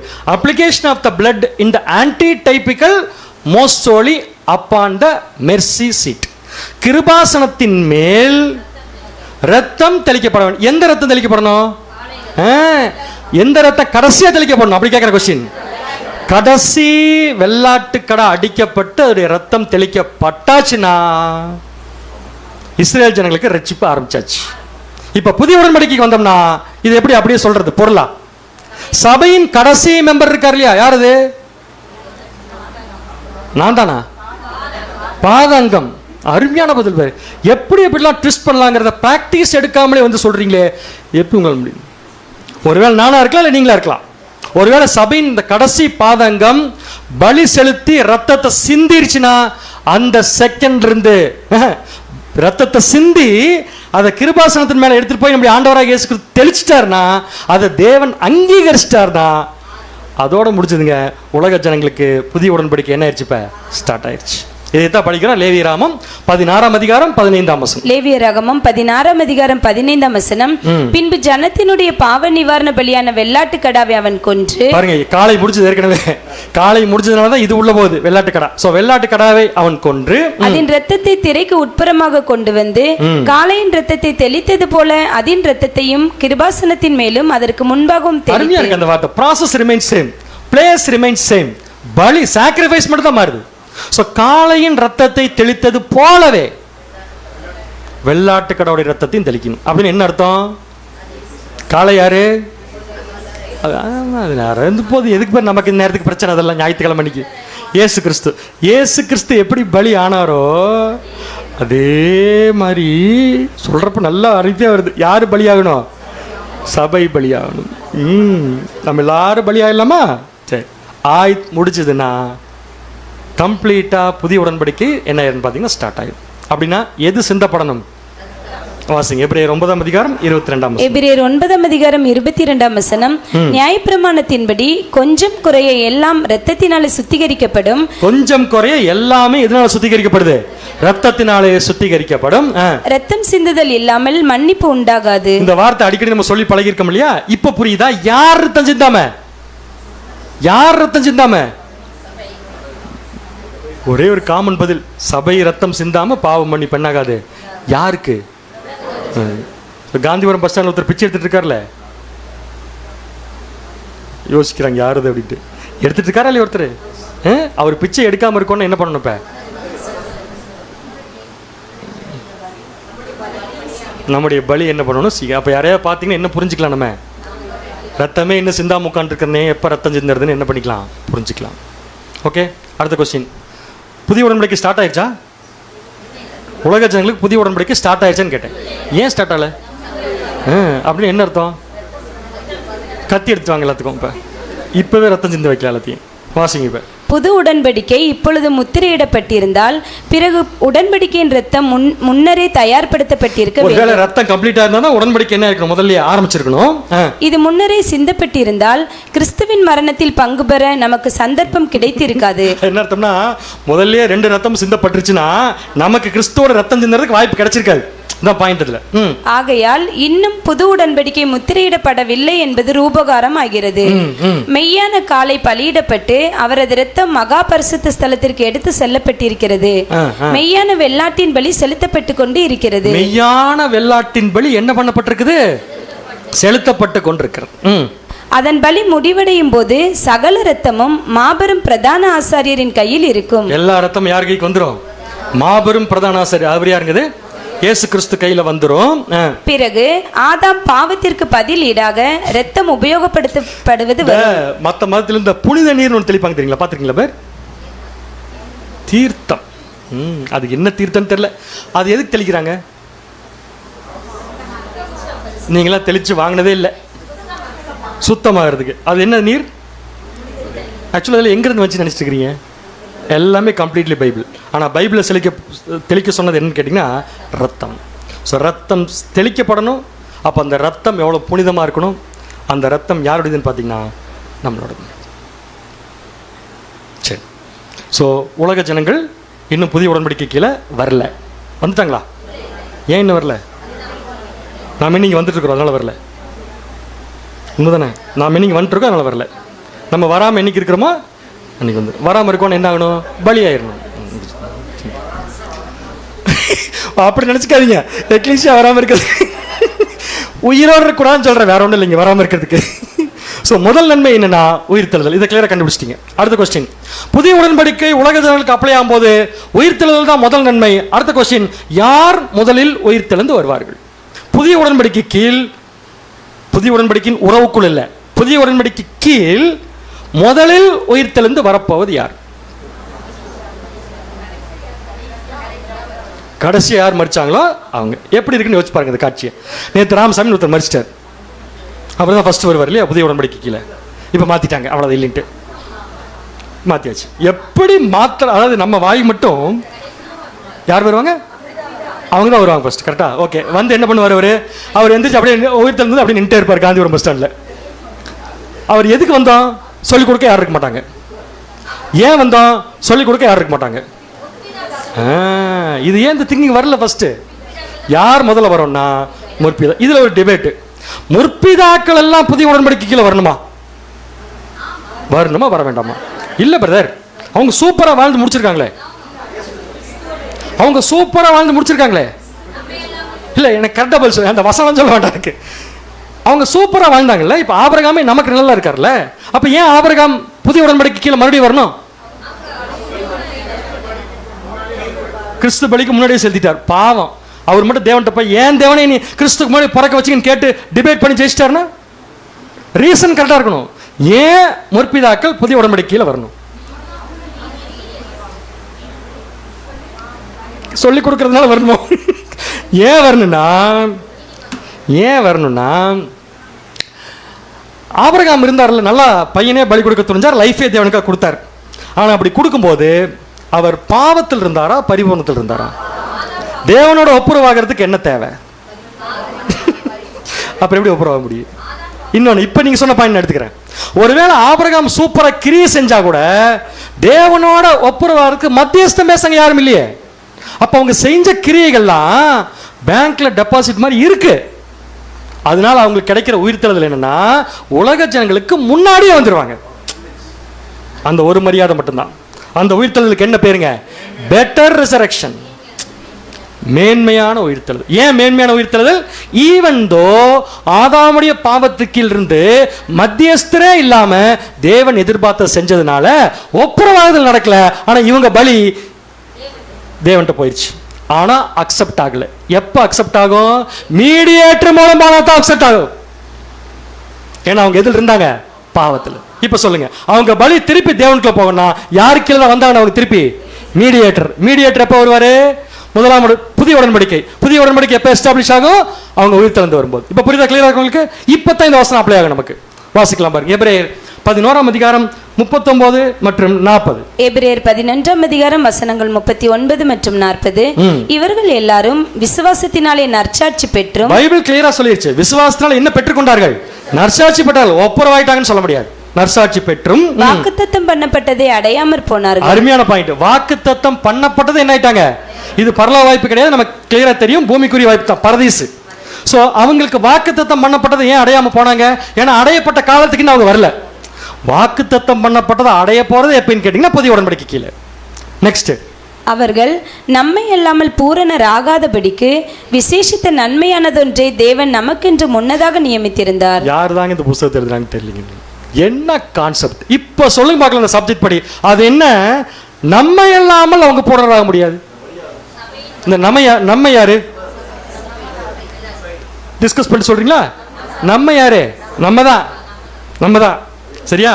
நம்ம இல்லாம ஏன் அவங்க பூர்ணர் ஆக முடியாது? அவங்க வாழ்ந்த காலத்தில் பூர்ணர் ஆகல. ஏன் ஆகல? நம்முடைய பலி செலுத்தப்படல, நம்ம பிறக்கவே இல்லை. ஏன் நம்ம பிறக்கல? ஏன் நம்முடைய பலி போல? ஆண்டவர் நம்ம யாருன்னு தெரிஞ்சுக்கல, நம்ம பிறக்கவும் இல்லை. ஸோ பிறந்தோம், ஆண்டவர் தெரிஞ்சுக்கிட்டோம், நம்மளும் பலி செலுத்தணும். இப்ப நம்ம பலியும் ஆண்டவராக இயேசு கிறிஸ்துவின் பலி தான். இவங்க ஒப்புரவாகிறதுக்கு இயேசு கிறிஸ்து எடுத்துட்டு போய் தேவன்கிட்ட கொடுக்க போறாரு. இப்ப சொல்லுங்க, நம்ம இல்லாமல் அவங்க என்ன ஆக முடியாது? பூர்ணராக முடியாது. ஓகேவா? இந்த நம்மங்கிறது நாம எப்படியோ வாழ்ந்துட்டு இது நமக்கு தான் சொல்லிட்டு போறது 5 பைசா கூட பிரயோஜனம் இல்லை. ஸோ என்னுடைய கொஸ்டின், புதிய உடன்படிக்கை கீழ் முதல்ல யார் உயிர்த்தெழுந்து வருவாங்க? ரெண்டாவது யார் உயிர்த்தெழுந்து வருவாங்க? தண்ணி குடிச்சிட்டு வரையிருங்க. உலக ஜனங்கள் ஏற்கனவே ஒருத்தர சொன்னீங்க, அப்புறம் வித்துட்டா வாங்கிட்டீங்க, மறுபடியும் உலக ஜனம் தான் சொல்லிக்கிறீங்க. வரையிருங்க, நல்லா யோசிச்சு பார்த்து பதில் சொல்லுங்க. கொஞ்சம் ராமசாமி உயிர்த்தெழுந்து வந்துட்டார், முற்பிதாக்கள் மட்டும் இருக்கிறாங்க. எப்படி இருக்கும் அந்த காட்சியை யோசிச்சு பாருங்க. இப்போ பாரு, மாற்றி பேச. இப்போ இஸ்ரேல் ஜனங்களாமா அடுத்தது? Yes, exactly. யார் வருவான்னு கேட்டீங்கன்னா இஸ்ரேல் ஜனங்க. இதுக்கு வசனம் இருக்கு, ரீசனும் இருக்கு. வசனம் வாசிக்கலாம். ஃபர்ஸ்ட் எரேமியா 31ஆம் அதிகாரம் 33ஆம் வசனம். எரேமியா 31ஆம் அதிகாரம் 33ஆம் வசனம். அந்நாட்களுக்கு பிற்பாடு நான் இஸ்ரேல் குடும்பத்தோட பண்ண போகிற உடன்படிக்கையாவது, பர்టిక్యులரா கரெக்ட்டா சொல்லிருக்காரு, இஸ்ரேல் குடும்பத்தாரோடு பண்ண போகிற உடன்படிக்கை. இதான் நியூ கவர்னன்ட் வித் இஸ்ரேல் ஜூஸ்.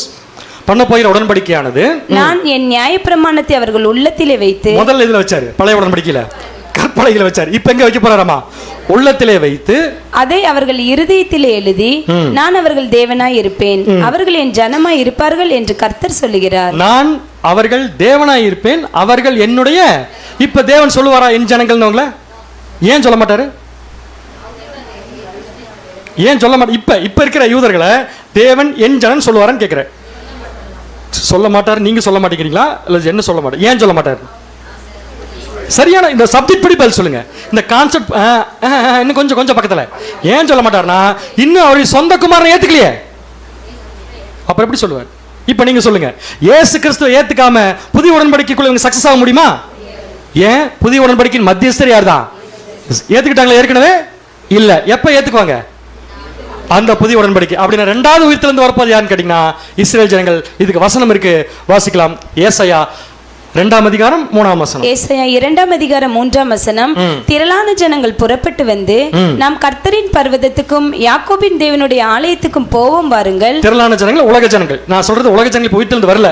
வரும்போது யூதர்கள் எங்க இருப்பாங்கன்னு பார்க்கலாம். திரளான ஜனங்கள் புறப்பட்டு வந்து நாம் கர்த்தருடைய பர்வதத்திற்கும் யாக்கோபுடைய தேவனுடைய ஆலயத்திற்கும் போவோம் வாருங்கள் என்பார்கள். அவர் தமது வழிகளை நமக்கு போதிப்பார், நாம் அவர் பாதைகளில் நடப்போம் என்பார்கள். நாம் அவர் பாதையில் நடப்போம் என்று உலக ஜனங்கள் சொல்வார்கள். எப்படி சொல்வார்கள்? அவங்களுக்கு தேவன் யாருன்னு தெரியாது. எப்படி சொல்லுவாங்கன்னா, அவங்களுக்கு சிலபஸ் வந்துருச்சு, போர்ஷன் வந்துருச்சு. என்ன சிலபஸ், என்ன போர்ஷன்னா வாசிங்க. இப்ப சியோனிலிருந்து வேதமும் எருசலேமிலிருந்து கர்த்தருடைய வசனம். சியோன் எது? எருசலேம் எது? அப்படிதான் சொல்லக்கூடாது. சியோன் எது? எருசலேம் எது? சியோன்ங்கிறது spiritual phase of the kingdom. சபை, திரள் கூட்டம், இயேசு கிறிஸ்து பூமியில. Earthly phase of the kingdom அதான் எருசலேம். அங்கிருந்த வசனம் வரும். யார் எருசலேம்? இப்ப முற்பிதாக்கள் பிளஸ் இஸ்ரேல் ஜனங்கள். இப்ப சொல்லுங்க, முற்பிதாக்கள் இஸ்ரேல் ஜனங்கள் தான் இவங்களுக்கு கிறிஸ்டியானே சொல்ல போறாங்கன்னா, அப்ப உலக ஜனங்களுக்கு முன்னாடி யார் வந்திருக்கணும்? முற்பிதாக்கள் வந்திருக்கணும். அதுக்கப்புறம் யார் வந்திருக்கணும்? ஏன் இஸ்ரேல் ஜனங்களுக்கு முன்னாடி முற்பிதாக்கள் வராங்க? அவங்க தான் வரணும், அதனால வராங்க. ஏன் இஸ்ரேல் ஜனங்களுக்கு முன்னாடி முற்பிதாக்கள் வராங்க? ஏன்னா அவங்க ஏற்கனவே நற்சாட்சி வாங்கிட்டாங்க. யார்கிட்ட? தேவன் கிட்ட. அதனால அவங்களுக்கு கிடைக்க போற உயிர்த்தெழுதலுக்கு என்ன பேரு? மேன்மையான உயிர்த்தெழுதல். புரியுது உங்களுக்கு? சோ மேன்மையான உயிர்த்தெழுதல், யூதர்களுடைய உயிர்த்தெழுதல். இதுக்கு அப்புறம் தான் யாருடைய உயிர்த்தெழுதல்னா உலக ஜனங்கள். சோ உலக ஜனங்கள் உயிர்த்தெழுந்து எல்லாரும் எங்க போறேன்னு சொல்லுவாங்கன்னு இப்ப படிச்சோம். எருசலேம். எருசலேம்ல என்ன இருக்கு? யூதர்கள் இருக்காங்க, தேவன் இருக்காரு. Earthly phase of the kingdom and heavenly phase of the kingdom. சியோன், எருசலேம் ரெண்டுமே செயல்படுத்தக்கூடிய ஆபீஸ் எங்க இருக்குன்னு பாத்தீங்கன்னா எருசலேம், தி வேர்ல்ட்ஸ் கேபிட்டல். இந்த கேபிட்டலை பேஸ் பண்ணி தான் உலக ஜனங்கள் உயிர்த்தெழுந்து வந்து புதிய உடன்படிக்கை கீழ் எல்லாரும் சேர்ந்து இருப்பார்கள். ஸோ உயிர்த்தெழுதல் ஆர்டர் சொல்லுங்க. டக்குன்னு கேட்காதீங்க, பயமா இருக்கு எனக்கு. அந்த உயிர்த்தெழுதல் ஆர்டர் நான் கேட்கல. புதிய உடன்படிக்கையின் கீழ் உயிர்த்தெழுதல் ஆர்டர் சொன்னா சபைக்கு போயாச்சு. இப்ப முற்பிதாக்கள், இஸ்ரேல் ஜனங்கள், உலக ஜனங்கள். ஏன் ரீசன் புரிஞ்சா, முற்பிதாக்கள் பெட்டர் ரிசரக்ஷன். ஏன்னா ஏற்கனவே நர்சாட்சி வாங்கிட்டாங்க. யூதர்கள் உலக ஜனங்களுக்கு சொல்லிக் கொடுக்கணும், கேபிட்டலை ரெடி பண்ணணும். ஸோ அவங்க யூதர்கள். அடுத்தது பார்த்தீங்கன்னா மூணாவது, இதுக்கப்புறம் உலக ஜனங்கள். ஸோ உலக ஜனங்களுக்கு கற்றுக் கொடுக்க ஆசிரியர் ரெடி, யார் மூலமா கற்றுக்க போலாம்னு சொல்றதுக்கு ஆல்ரெடி கம்ப்ளீட்டா உலக ஜனங்கள் எது கீழே வந்துருவாங்கன்னா புதிய உடன்படிக்கை. கொஸ்டின் திருப்பி கேட்கிறேன், புதிய உடன்படிக்கை உறவுக்குள்ள வருவாங்களா, புதிய உடன்படிக்கை கீழே வருவாங்களா? உறவுக்குள்ள எப்போ வருவாங்க? லாஸ்ட். அப்ப எங்க வந்திருக்காங்க? இப்ப கீழே தான் வந்திருக்காங்க. வந்த உடனே உலக ஜனங்கள் முதல்ல எதை புரிஞ்சுக்குவாங்க? ரெண்டு பேர் இருக்காங்க சொல்லிக் கொடுக்கறதுக்கு. ஒன்னு முற்பிதாக்கள், இன்னொன்னு கேபிட்டல். கேபிட்டல் எது? World capital Israel. இப்போ என்ன புரிஞ்சுக்குவாங்க சொல்லுங்க? ஃபர்ஸ்ட் உயிர்த்தெழுந்தோம் என்ன புரிஞ்சுக்குவாங்க? தேவன் யாரும் தெரிஞ்சுக்குவாங்க. ஓகே, ஒத்துக்கிறேன். ஈஸியான பதில். அதாவது இந்த மாதிரி எல்லாம் ஈஸியான பதில் எங்கேயுமே கிடைக்காது நமக்கு. டக்கு டக்குன்னு சொல்லிட்டு போயிட்டே இருக்கலாம். ஃபர்ஸ்ட் எதை புரிஞ்சுக்குவாங்க சொல்லுங்க பார்க்கலாம்? ஈடுபலி. கரெக்டான. அப்ப ஈடுபலியை புரிஞ்சுக்கிட்டாங்கன்னா என்ன தெரிஞ்சிடும் உங்களுக்கு? யாரோ ஒருத்தர் நமக்காக என்ன பண்ணிருக்காரு? மரிச்சிருக்காரு. அவர் பேர் நம்முடைய ஆண்டவராகிய இயேசு கிறிஸ்து. இப்ப அவர் மூலமா தான் நம்ம யார்கிட்ட போனோம்? தேவன்கிட்ட போனோம். அவர் தான் நம்மளை ஒப்புரவாக்குவார். தேவன் எல்லாம் புரிஞ்சுக்குவாங்களா? புரிஞ்சுக்கும் போது உங்களுக்கு என்ன ஒரு விஷயம் கிளியரா அண்டர்ஸ்டாண்ட் ஆகும்னா, அப்ப நாம உயிர்த்தெழுந்து வந்ததுக்கு என்ன காரணம்? நாம் உயிர்த்தெழுந்து வந்ததுக்கு என்ன காரணம்? இல்ல, நம்ம உயிர்த்தெழுந்து வந்ததுக்கு என்ன காரணம்? செத்து போனதுக்கு காரணம் தான் ஆதாம் பாவம். உயிர்த்தெழுந்து வந்ததுக்கு என்ன காரணம்? என்ன காரணம்னா, நமக்காக ஒருத்தர் பலியா இருக்காரு. பலியா என்ன பண்ணிட்டாருன்னா, அவர் பலியானது அவருடைய பாவத்துக்காக இல்ல, நம்முடைய பாவத்துக்காக. ஸோ அவர் பலியா என்ன பண்ணிட்டாருன்னா, அந்த பலியின் புண்ணியத்தை வாங்கி எங்க கொடுத்துட்டாருன்னா நீதியின் கரங்களின் கீழ் ஒப்பு கொடுத்துட்டார். வாசிக்கலாம் பாருங்க வசனம். ரோமர் 5:18. ரோமர் 5:18. ஆகையால் ஒரே மீறுதலினாலே எல்லா மனுஷருக்கும் ஆக்கினைக்கு ஏதுவான தீர்ப்பு உண்டானது போல, ஒரே நீதியினாலே எல்லா மனுஷருக்கும் ஜீவனை அளிக்கும் நீதிக்கு ஏதுவான தீர்ப்பு உண்டாயிற்று. வசனம் புரிஞ்சா புரியலீங்களா? உங்களுக்கு இது திருப்பி கேட்கணுமா? கொஸ்டின். ஒரே மீறுதல் யாரது? சோ எது கட்டாச்சு? ஒரே மீறுதல் படாமல் எது கட்டாச்சு? தேவனோட ஒப்புரவாகிறது கட்டாயிருச்சு. கரெக்டுங்களா? அதே மாதிரி ஒரே மனுஷன் நீதி, ஒரே மனுஷனுடைய நீதி. அந்த நீதினால எது உண்டாக போகுது? நமக்கு ஒப்புரவாகுது. அதுக்கு தான் என்ன பேரு? சப்ஜெக்ட் படி. இந்த சப்ஜெக்ட் படி என்ன பேருங்க? இதுக்கு பேரு புதிய உடன்படிக்கை. உடன்படிக்கை உறவுக்குள்ள வர போறோம். அப்ப ஒருத்தரால உடன்படிக்கை கட்டாச்சு, இன்னொருத்தரால உடன்படிக்கை ஏற்பட போகுது. புரிஞ்சுக்கோங்க, புரிஞ்சுக்க மாட்டாங்களா? அப்ப நமக்கு உடன்படிக்கை ஏற்பட போறதுக்கு என்ன காரணம்னா, ஒருவருடைய நீதியான தீர்ப்பு, ஒரே நீதி. அப்ப இயேசு கிறிஸ்து என்ன பண்ணிருக்காருன்னா, மரித்து அவருடைய பலியின் புண்ணியத்தை யார் கையில் ஹேண்ட் ஓவர் பண்ணியிருக்காருன்னா, நீதியின் கரங்களில் ஹேண்ட் ஓவர் பண்ணியிருக்கார். புரிஞ்சுக்கலாம் பாரு உங்களுக்கு? ஸோ இந்த நீதியின் கரங்களில் ஹேண்ட் ஓவர் பண்ணது இப்போ யார் வாங்கி பார்க்கணும்? தேவன் வாங்கி பார்க்கணும். பார்த்துட்டு ஓகே அக்செப்டன்னு சொல்லிட்டாருன்னா, அத்தனை உலக ஜனங்களின் பாவங்களும் மன்னிக்கப்படும். மன்னிக்கப்பட்ட உடனே மத்தியஸ்தர் கையில் எல்லா உலக ஜனங்களும் ஒப்பு கொடுக்கப்படுவார்கள். கிளியர் இருக்கா உங்களுக்கு? அடுத்த கொஸ்டின். உலக ஜனங்கள் உயிர்த்தெழுந்து வந்ததுக்கு அப்புறம் யாரு கீழ் இருப்பாங்க? நீதி கீழையா, மீடியேட்டர் கீழையா? இன்னும் உடன்படிக்கை உறவுக்குள்ள வரல. உடன்படிக்கை உறவுக்குள்ள வரணும், தேவன்கிட்ட டைரக்டா போய் நிக்கணும். தண்ணி குடிச்சுக்க கொஞ்சம்.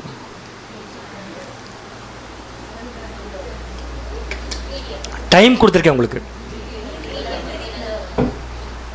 இயேசு கிறிஸ்து தன் ஜீவனே நீதியின் கரங்களை தான் கொடுத்துருக்காரு. அந்த நீதி மட்டும் இல்லைன்னா, அந்த ஒரே நீதினால தான் இவங்களுக்கு இப்போ ஜீவன் கிடைச்சிருக்கு. அப்போ அந்த ஒரே நீதி கீழே வரணுமா, மீடியேட்டர் கீழே வரணுமா? மீடியேட்டர் கீழே தான். மாத்தமாட்டிக்கு முன்னாடி பாருங்க, கரெக்டாக சொல்றேன். நீதியின் கீழே வாசிக்கலாம். ஒருவேளை தேவன் அவர்களை நீதியின் கீழே வச்சிருந்தாருன்னா, ஒரு நாளைக்கு 1,00,000 பேர் வீதம் செத்துக்கிட்டே இருப்பாங்க. ஏன்னா நீதிக்கு என்ன கிடையாது தெரியுமா? இரக்கம், ஈவு கிடையவே கிடையாது. இதான் கொஸ்டின் கேட்டேன். அப்படின்னு என்ன எழுதுற பிரதர்னா, he would immediately be condemned because of his inability to do right. நல்லதை செய்யக்கூடிய பக்குவம் எந்திரிச்சோனே உலக ஜனங்களுக்கு வந்துருமா? ஸோ அப்போ எதுக்கு வைக்க முடியாது? இப்போ ஒருவேளை அப்படி வைக்க முடியும்னா மீடியேட்டர் தேவையில்லை உங்களுக்கு. இயேசு கிறிஸ்துக்கு ரான்சம் மட்டும் போதும், மீடியேட்டர் ஒர்க் தேவையில்லை. அப்படின்னு யார் கீழே தான் வச்சான்? இப்போ அப்போ மீடியேட்டர் கீழே ஏன் கொண்டு வந்து வைக்கிறார்? they all will be left to the mediator. அவர்கிட்ட ஒப்படைச்சிட்டார் ஹேண்ட் ஓவர். தேவன் ஹேண்ட் ஓவர் பண்ணிட்டார். all who will be obedient. யாருக்கு obedient இருக்கணும்ங்க? யார் கீழ் படிச்சிருக்கணும்? தேவனுக்கு இல்லை, யார் கீழ் படிச்சிருக்கணும்? இப்ப மீடியேட்டர் கீழ் படிச்சிருந்து ராஜ்யத்தின் ஆசீர்வாதங்களை அவர்கள் என்ன பண்ணிக்கணும்? வாங்கி. ஒருத்தர் உயிர்த்தெழுந்து வந்து, ராமசாமி இயேசு கிறிஸ்துக்கு மட்டும் கீழ்ப்படிய மாட்டேன், ஆனா புதிய உடன்படிக்கை கீழே இருப்பேன் அப்படின்னு சொன்னா அவருக்கு என்ன கிடைக்கும்? ஒண்ணுமே கிடைக்காதா? பாருங்க, வாசிக்கலாம். இதை மோசே சொல்லியிருக்காரு. நிழலான மீடியேட்டர் சொல்றார், பொருளான மீடியேட்டர் பத்தி. வாசிக்கலாம் பாருங்க. அப்போஸ்தலர் 3ஆம் அதிகாரம் 22, 23. அப்போஸ்தலர் 3ஆம் அதிகாரம் 22 மற்றும் 23ஆம் வசனங்கள். மோசே பிதாக்களை நோக்கி, உங்கள் தேவனாகிய கர்த்தர் என்னை போல ஒரு தீர்க்கதரிசி உங்களுக்காக உங்கள் சகோதரரில் இருந்து எழும்ப இப்ப கவனிங்க, என்னை போல ஒரு தீர்க்கதரிசி. யார் அது? இயேசு கிறிஸ்து. அது என்னை போல் தீர்க்கதரிசின்னு சொன்னாரு? இல்ல இல்ல இல்ல இல்ல, கரெக்டா சொல்லுங்க. அவரு முதலாம் உடன்படிக்கையின் மத்தியஸ்தர். இயேசு கிறிஸ்து புதிய உடன்படிக்கை. அதான் என்னை போல் ஒரு தீர்க்கதரிசியை உங்கள் சகோதரரிலிருந்து எழும்ப பண்ணுவார். அவர் உங்களுக்கு சொல்லும் எல்லாவற்றிலும் அவருக்கு செவி கொடுப்பீர்கள். அவர்களுக்கு நாங்கள் கீழ்ப்படி, நாங்கள் தேவனுக்கு கீழ்ப்படிஞ்சுக்கிறோம். அது ஏற்கனவே இஸ்ரவேல் ஜனங்கள் பண்ணிட்டாங்க, ஏற்கனவே பண்ணிட்டாங்க தேவனுக்கு கீழ்ப்படிறது. ஆனா இப்ப யார் கீழ்ப்படிஞ்சானோ? கரெக்ட் சொல்லுங்க, யார் கீழ்ப்படிஞ்சானோ? மீடியேட்டருக்கு. அவர் சொல்லும் எல்லாவற்றிலும் செவி கொடுப்பார்களாக. செவி கொடுக்க மாட்டேன் என்று சொன்னால் செவியே இருக்காதுங்க. வாசிங்க. அந்த தீர்க்கதரிசியின் சொற் கேளாதவன் எவனோ அவன் ஜனத்தில் இராதபடிக்கு நிர்மூலமாக்கப்படுவான். அந்த தீர்க்கதரிசி, நியூ காவனன்ட் மீடியேட்டர் இயேசு கிறிஸ்து சொல்றதை கேட்காதவன் எவனோ அவன் என்ன ஆயிடுவான்? அன்புக்குரிய சகோதரர் ரசல் பெர்ன் ஒருத்தர் இல்லைன்னா இந்த சப்ஜெக்ட் நம்ம கிடைச்சிருக்குமா? யோசிச்சு பாருங்க. இன்னைக்கு அவரை பத்தி கமெண்ட் அடிக்கிறதுக்கு 1000 ஆசை. ஆனா திங்க் பண்ணி பாரு, இந்த ஒரு விஷயத்தை அவர் இல்லாம கண்டுபிடிச்சிருந்தா நாம ஏத்துக்கலாம், அவர் 7ஆம் சபையின் தூதன் இல்லை. பைபிள்ல எத்தனை விஷயம் நமக்கு டைரக்டா புரிஞ்சிருக்கு. இப்ப இந்த வசனம் இத்தனை நாள் படிச்சோம்ல, என்னைக்காவது யோசிச்சுமா இது புதிய உடன்படிக்கையாக அவர் பேசியிருக்காருன்ட்டு? ஆனா பாருங்க என்ன அழகா அதை எடுத்து கொடுத்து ஒரு வெளிச்சம் கொடுக்குறாருன்னு பார்க்கலாம். சரி, ஓகே, பாயிண்ட்க்கு வந்துடலாம். உலக ஜனங்கள் உயிர்த்தெழுந்து வந்து நீதி கீழ் இருப்பாங்களா, மீடியேட்டர் கீழ் இருப்பாங்களா? ஏன் மீடியேட்டர் கீழ் இருக்காங்க? ஏன் மீடியேட்டர் கீழ் இருக்காங்கன்னா அப்பதான் தப்பிக்க முடியும். ஏன்னா தேவனுடைய நீதி கீழ் இருந்தாங்கன்னா இம்மீடியட்டா செத்துருவாங்க, தப்பிச்சிருவாங்க இல்லையா? அப்படின்னு இப்போ இயேசு கிறிஸ்தவங்களை தப்பிக்க வைக்க என்ன பண்ணி ஆகணும்? இப்போ நம்ம வீட்டில் உட்காந்துருக்கோம், ஒருத்தர் ரோட்டில் ஓடி வர்றாரு, அடிக்கிறாங்க ஓடி வர்றாரு. நீங்கள் அவளை காப்பாற்றணும்னு என்ன பண்ணுவீங்க? வீட்டுக்கு கதவை முடிட்டு உள்ள உட்காந்து என்ன பண்ணுவீங்க கேட்குறேன். ஏதோ புதுசாக சொல்கிறீங்க, சொல்லுங்க, நல்லா கேட்குறது. என்ன ஹெல்ப் பண்ணுவீங்க? அவரை அடிக்க வரவங்க இருந்து காப்பாற்றுக்கு நீங்கள் என்ன ஹெல்ப் பண்ணுவீங்கன்னு கேட்டாருங்க. மீடியேட்டர் ஒர்க் பண்ணுவீங்க உட்காந்து, ஒரு சேர் போட்டு உட்காந்து. நீங்க சேரு காலே இருக்காது, என்ன பண்ணுவோம் தெரியுமா?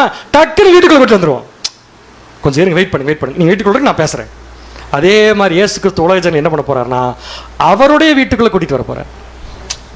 மீடியேட்டருடைய ஒர்க் எப்படி கொண்டு வர போறேன்னா அடாப்ஷன் என்ன? தத்தெடுக்க போறார். அப்ப உலக ஜனங்களை ஒப்புரவாகிற ப்ராசஸை தேவன் கிட்ட இருந்து இயேசு கிறிஸ்து என்ன பண்ணிக்கிறாரு? தத்தெடுத்துக்கிறார். அப்ப இயேசு கிறிஸ்து உலக ஜனங்களுக்கு என்ன ஆயிட்டாரு? இப்ப தைரியமா சொல்லுங்க, அவர் தத்தெடுத்துட்டாரு, தாய் ஆயிட்டார், தகப்பன் ஆயிட்டார். இதுக்கே வசனம் இருக்கா? இருக்கு, வரேன், இப்ப வரமாட்டேன். ஆனா ஒரு விஷயம் உண்மை, உலக ஜனங்களுடைய உயிர் இப்ப யார் கையில? கிறிஸ்து கையில். ஏன்? ஏன்னா உயிர் தந்து வந்துட்டாங்க, நீதி கீழே இல்ல, நீதி கீழே இருந்தா அவுட்டு. இப்ப யார் எடுத்தாச்சு? இப்ப அப்ப இவங்க உயிர் பெற யார் கையில் இருக்குது? இதைத்தான் யோவான் சொல்றார். 1 யோவான் 5ஆம் அதிகாரம் 12ஆம் வசனம். 1 யோவான் 5ஆம் அதிகாரம் 12ஆம் வசனம். குமாரனை உடையவன் ஜீவனை உடையவன். குமாரனை உடையவனே ஜீவனுடையவன். தேவனுடைய குமாரன் இல்லாதவன் ஜீவன் இல்லாதவன். ஜீவன் இல்லாத அப்படின்னா உயிர் யார் கையில் இருக்கு? இப்ப பதில வரமாட்டேன், புசு புசுன்னு சவுண்ட் வருது. உலக ஜனங்கள் புதிய உடன்படிக்கையில் வந்துட்டாங்கன்னா உயிர் யார் கையில் இருக்குன்னு பார்த்தீங்கன்னா கிறிஸ்து கையில் தான். இப்போ உயிரை யார்கிட்ட இருந்தால் அவங்க வாங்கிக்கணும். வாசிங்க. இப்போ மத்தியஸ்தரே உலகின் பாவங்களுக்கு பரிகாரம் செய்கிறார். அதன் விளைவாக வரும் அனைத்து ஆசீர்வாதங்களும் மத்தியஸ்தரின் கரங்கள் வழியாகவே வருகின்றன. ஒரு ஆசீர்வாதம் கூட உலக ஜனங்களுக்கு வேற யார் மூலமா வராது, த்ரூ ஜீசஸ் கிரைஸ்ட் தான். ஆயிரக்கணக்கான ஆண்டுகளாக யார் வாழ்வை பெற விரும்புகிறார்களோ அவர்கள் அதை உயிர் கொடுப்பவர் மூலமாகவே பெற வேண்டும். யார் மூலமாக பெற வேண்டும்? யார் அந்த உயிர் கொடுப்பவர்? அப்ப இயேசு கிறிஸ்துக்கு என்ன பேரு? உயிர் கொடுக்கிறவருக்கு என்னங்க பேரு? ட்ரினிட்டி டாக்டர் எப்படி மேட்ச் ஆயிடுச்சு பாருங்க. அவர் அப்பா, இவர் அப்பா, இவர் அப்பா. எப்படின்னா புதிய உடன்படிக்கையின் கீழ். யாரும் சொல்றீங்க வசனம் ஞாபகம் வந்துருச்சா என்னன்ட்டு? பழைய காலத்துல கிறிஸ்துமஸ் அப்ப வாசிச்ச வசனம் அது. ஏசாயா 9ஆம் அதிகாரம் 6ஆம் வசனம். ஏசாயா 9ஆம் அதிகாரம் 6ஆம் வசனம். நமக்கு ஒரு பாலகன் பிறந்தார். எப்ப பிறக்கிறப்பே பாடி வச்சது. நமக்கு ஒரு பாலகன் பிறந்தார், நமக்கு ஒரு குமாரன் கொடுக்கப்பட்டார். கர்த்தத்துவம் அவர் தோளின் மேல் இருக்கும். அவர் நாமம் அதிசயமானவர், ஆலோசனை கர்த்தா, வல்லமையுள்ள தேவன். ஒரு தடவை சொல்லுங்க, வல்லமையுள்ள தேவன். அடுத்த நித்திய பாயிண்ட் பிதா. என்னங்க? நித்திய பிதா. என்ன பிதா? ஏன் இயேசு கிறிஸ்துக்கு நித்திய பிதா பேர் புரிஞ்சா? ஏன்? எல்லா உலகச்சங்கள் உயிர் யார் கையில் இருக்கு? அவர்கள் தான் இருக்கு. ஸோ அவர் என்ன பிதானா? நித்திய ஜீவனுக்கு என்னவா இருக்காரு? ஸோ உயிர்த்திலிருந்து வரதுல ஆர்டர் சொல்லுங்க. ஃபர்ஸ்ட் யார் வருவா? புதிய உடன்படிக்கை கீழே. அப்புறம் யார் வருவா? முதல்ல அவங்க எதை ஏற்றுக்கணும்? ஈடுபலி ஏற்றுக்கணும். என்ன சொல்லி ஏற்றுக்கணும்? நமக்காக ஒருத்தர் என்ன இருக்காரு? பலியா இருக்கார். ஸோ அவர் என்ன பண்ணுவார்? தேவன்கிட்ட இருந்து சார்ஜ் வாங்கிட்டு இவங்களை என்ன பண்ணிக்குவார்? உலக ஜனங்களை தத்து எடுத்துக்குவார். எந்த குடும்பத்துக்கு வந்துருவாங்க? கிறிஸ்துவோட மீடியேட்டர் குடும்பத்துக்குள்ள வந்துருவாங்க. கரெக்டானே? மீடியேட்டர் குடும்பத்துக்குள்ள வந்துருவாங்க. இந்த மீடியேட்டர் குடும்பத்துக்குள்ள அவங்க என்ன பண்ணணும்? இயேசு கிறிஸ்து சொல்றதை மட்டும் கேட்டா போதும், வேற ஒன்றும் பண்ண வேண்டாம். ஸோ நெக்ஸ்ட் தேவன் என்ன பண்ணுவார்? புதிய உடன்படிக்கை கீழே அப்படின்னா எல்லார் மேலேயும் ஊத்துவார். வாசிக்கலாம். யோயேல் 2. இது புதிய உடன்படிக்கை கீழே மட்டும்தான் நடக்கும். யோயேல் 2ஆம் அதிகாரம் 28ஆம் வசனம். யோயேல் 2ஆம் அதிகாரம் 28ஆம் வசனம். அதற்கு பின்பு நான் மாம்சமான யாவர் மேலும் என் ஆவியை ஊற்றுவேன். மாம்சமான யாவர் மேலும் என் ஆவி. எந்த மாம்சமான எல்லாரும்? ஏன் அதுல சபை திரள் கூட்டம் வராது? அவங்க மாம்சமானவங்க கிடையாது. ஸோ மாம்சமான யாவர் மேலும் என் ஆவியை ஊற்றுவேன். என் ஆவினா யாருடைய ஆவி? கிறிஸ்துவின் ஆவியா? கிடையாது. யாருடைய ஆவிதான்? தேவனுடைய. அப்ப கிறிஸ்து வீட்டுக்குள்ள கூட்டிட்டு போயிட்டார், தத்தெடுத்து கூட்டிட்டு போயிட்டார். கேட்டுங்களா? தேவன் என்ன பண்றாருன்னா, யார் யாரெல்லாம் கிறிஸ்து வீட்டுக்குள்ள கூட்டிட்டு போயிருக்காரோ அவங்க மேல என்ன ஊத்துறாரு?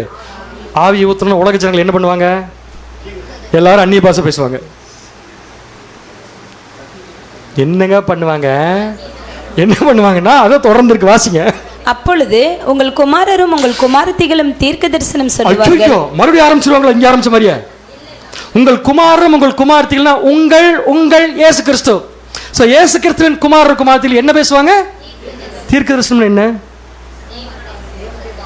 தேவனுடைய வார்த்தைகள் என்றால் தீர்க்க தரிசனம். எங்கேயும் போய் வெளியே தரிசனம் சொல்லிடாதீங்க, அது வசனம். தீர்க்க தரிசனம்னா நாளைக்கு என்ன நடக்குன்னு கண்டுபிடிச்சிருவாங்க. அது பேர் தான் தீர்க்க தரிசனம்.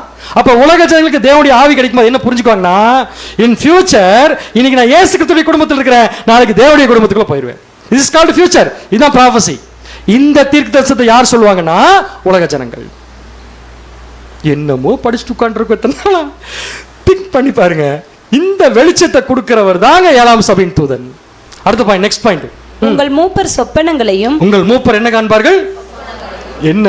நேற்றிரவு நான் பரலோகத்திற்கு போகும்போது அந்த சொப்பனமா? என்ன என்ன என்ன தெரியுமா? எப்படி பரலோக ராஜ்யத்தின் அமைப்புகள் இருக்கும், அந்த தேவனுடைய ராஜ்யம் எஸ்டாப்ளிஷ் ஆகும்போது எப்படி சாத்தான் இல்லாம இருப்பான், இதெல்லாம் அந்த ஆவியை வாங்கி உட்கார்ந்து மெடிடேட் பண்ணுவாங்க. அடுத்தது, உங்கள் வாலிபர் தரிசனங்களையும் காண்பார்கள். சரி, ரைட். இப்போ ஒரு क्वेश्चन. இப்போ உலக ஜனங்களுக்கு தேவன் பரிசுத்த எப்ப கொடுக்குறாரு? கிறிஸ்துவோட குடும்பத்துக்கு வந்ததுக்கு அப்புறம். இது கிளியரா இருக்கீங்களா? நமக்கு எப்ப கொடுக்குறாரு? இது ஒரு பெரிய டிபேட் வேற. இதுல நமக்கு எப்ப சரி இப்படி கிடைக்கிற கொடுத்தாரா கொடுக்கலையா? நமக்கு கொடுத்த ஆவிக்கும் அவங்களுக்கு கொடுத்த ஆவிக்கும் என்ன வித்தியாசம்? இப்படிலாம் கேள்வி கேட்கக்கூடாதுன்னு பாரு நீங்க. அப்ப இதெல்லாம் படிக்காம தான் ரெண்டு சேம் ஆவியா? இல்ல, அது அது கிளியர் இல்ல. வேற பிரதர் எதிர ரசல் பேரு இந்த pour out my spirit ஆவியை ஊற்றுவேன் இருக்குல்ல, அதுக்கு விளக்கம் என்னன்னா, to put a new spirit within them. அவங்களுக்குள்ள ஒரு புது ஆவியை ஏற்படுத்துறாரு. அது எந்த மாதிரி ஆவினா, as it was in Adam before sin entered. ஆதாமுக்குள்ள பாவம் வராம இருக்கிறப்ப ஒரு ஆவி இருந்துச்சு இல்லையா? என்ன ஆவி அது? ஆதாமுக்குள்ள என்ன ஆவி இருந்துச்சு? தேவன் ஆதாம் எப்படி உருவாக்குனாரு? இல்ல இல்ல இல்ல, ப்ராசஸ் எப்படி உருவாக்குனாரு? மண்ணில் செஞ்சு, மண்ணு பொம்மை இல்லை, மண்ணில் உருவாக்கி எதை கொடுத்தாரு? ஆவியை கொடுத்தாரு. அவன் என்ன ஆயிட்டான்? புரியுதுங்களா? இந்த ஆவி ஆதாமுக்குள்ள இருந்துச்சுல்ல, அதே ஆவி யாருக்குள்ள இருக்கும்னா உலக ஜனங்களுக்கு. அடுத்த point, this is second Pentecostal blessing. இந்த ஆவியை ஊத்துவது என்பது இரண்டாவது பெந்தேகோஸ்தே ஆசீர்வாதம். அப்ப முதல் பெந்தேகோஸ்தே ஆசீர்வாதம் எப்ப நடந்துச்சு? 50வது நாள் மேல்டல். அது மாதிரி தான் இது அப்படின்ட்டார். மூணாவது, தென் as now it will be the spirit of truth. இப்போ பார்த்தீங்கன்னா அது எப்படி பார்த்தீங்கன்னா சத்தியத்தின் ஆவியா இருக்கு. The receptionist must first come to a knowledge of at least the first principle of truth.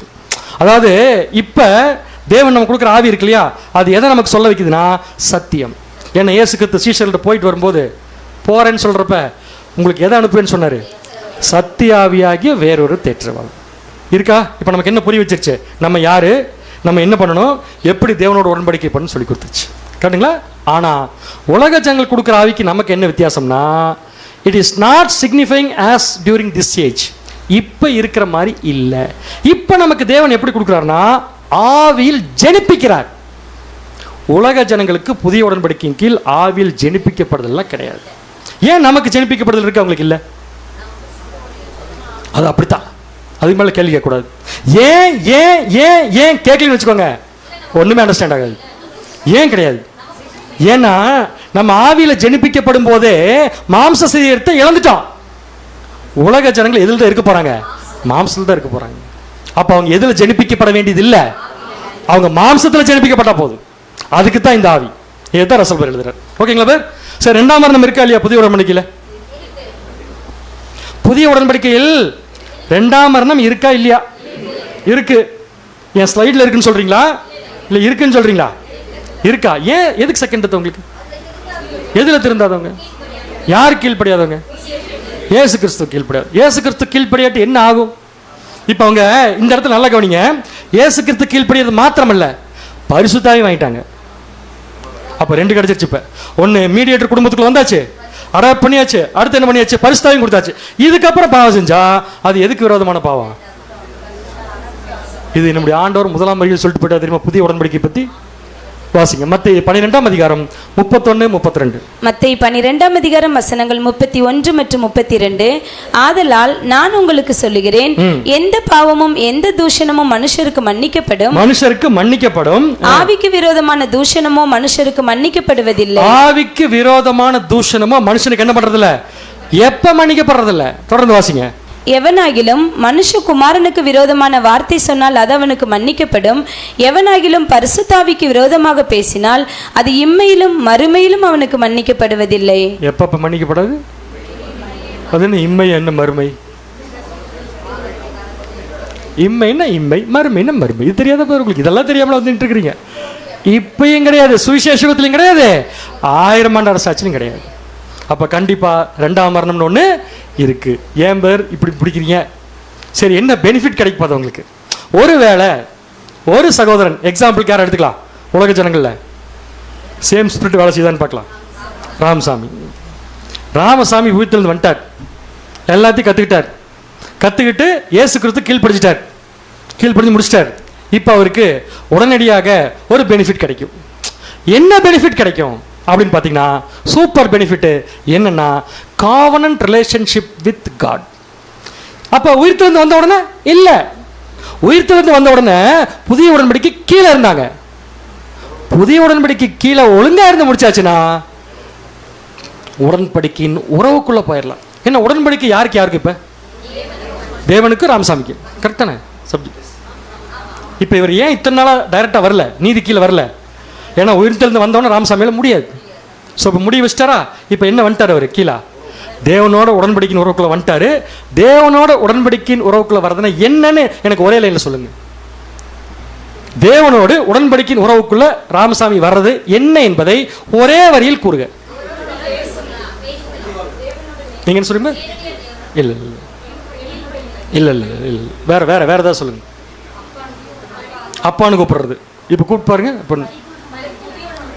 கொஞ்சம் பக்கத்தில் வட்டீங்க. என்ன தெளிவாக சொல்லுங்க எனக்கு. அதை இன்னும் கொஞ்சம் தெளிவாக சொல்லுங்க. இதுக்கு தாங்க 7ஆம் சபை தூது. இப்போ நான் சொல்ல, அவர் சொல்லியிருக்கார். சொல்லிட்டு என்னன்ட்டு, மத்தியஸ்தர் இல்லாம தேவன் முன்னாடி போய் நிற்கணும். புரிஞ்சா புரியல உங்களுக்கு? மத்தியஸ்தர் இல்லாம டைரக்டா தேவன்கிட்ட போய் நிற்கணும். இதுக்கு பேர் தான் பர்ஃபெக்ஷன். இப்போ நம்ம போய் நிற்போமா?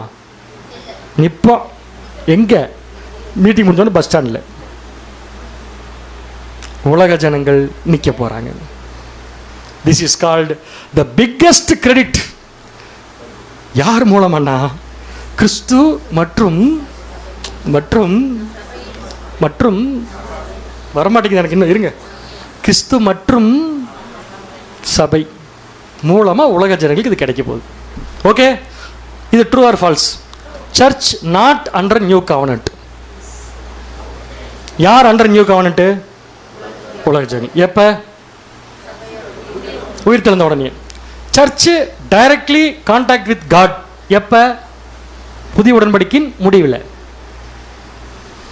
இந்த ஸ்டேட்மெண்ட் பார்க்குறப்ப சபைக்கு அதில் பங்கே இல்லாத மாதிரி தான் எனக்கு என்னமோ தெரியுது. ஏன்னா நம்ம உடன்படிக்கைக்கு புதிய உடன்படிக்கையில் இல்லை. உண்மைதானே அது? சரி, ஆரம்பத்தில் என்ன சொன்னதுக்கு புதிய உடன்படிக்கை கீழ் நம்ம இல்லை, ஆனால் புதிய உடன்படிக்கை நமக்கு என்ன இருக்கு? சம்பந்தம் இருக்கு.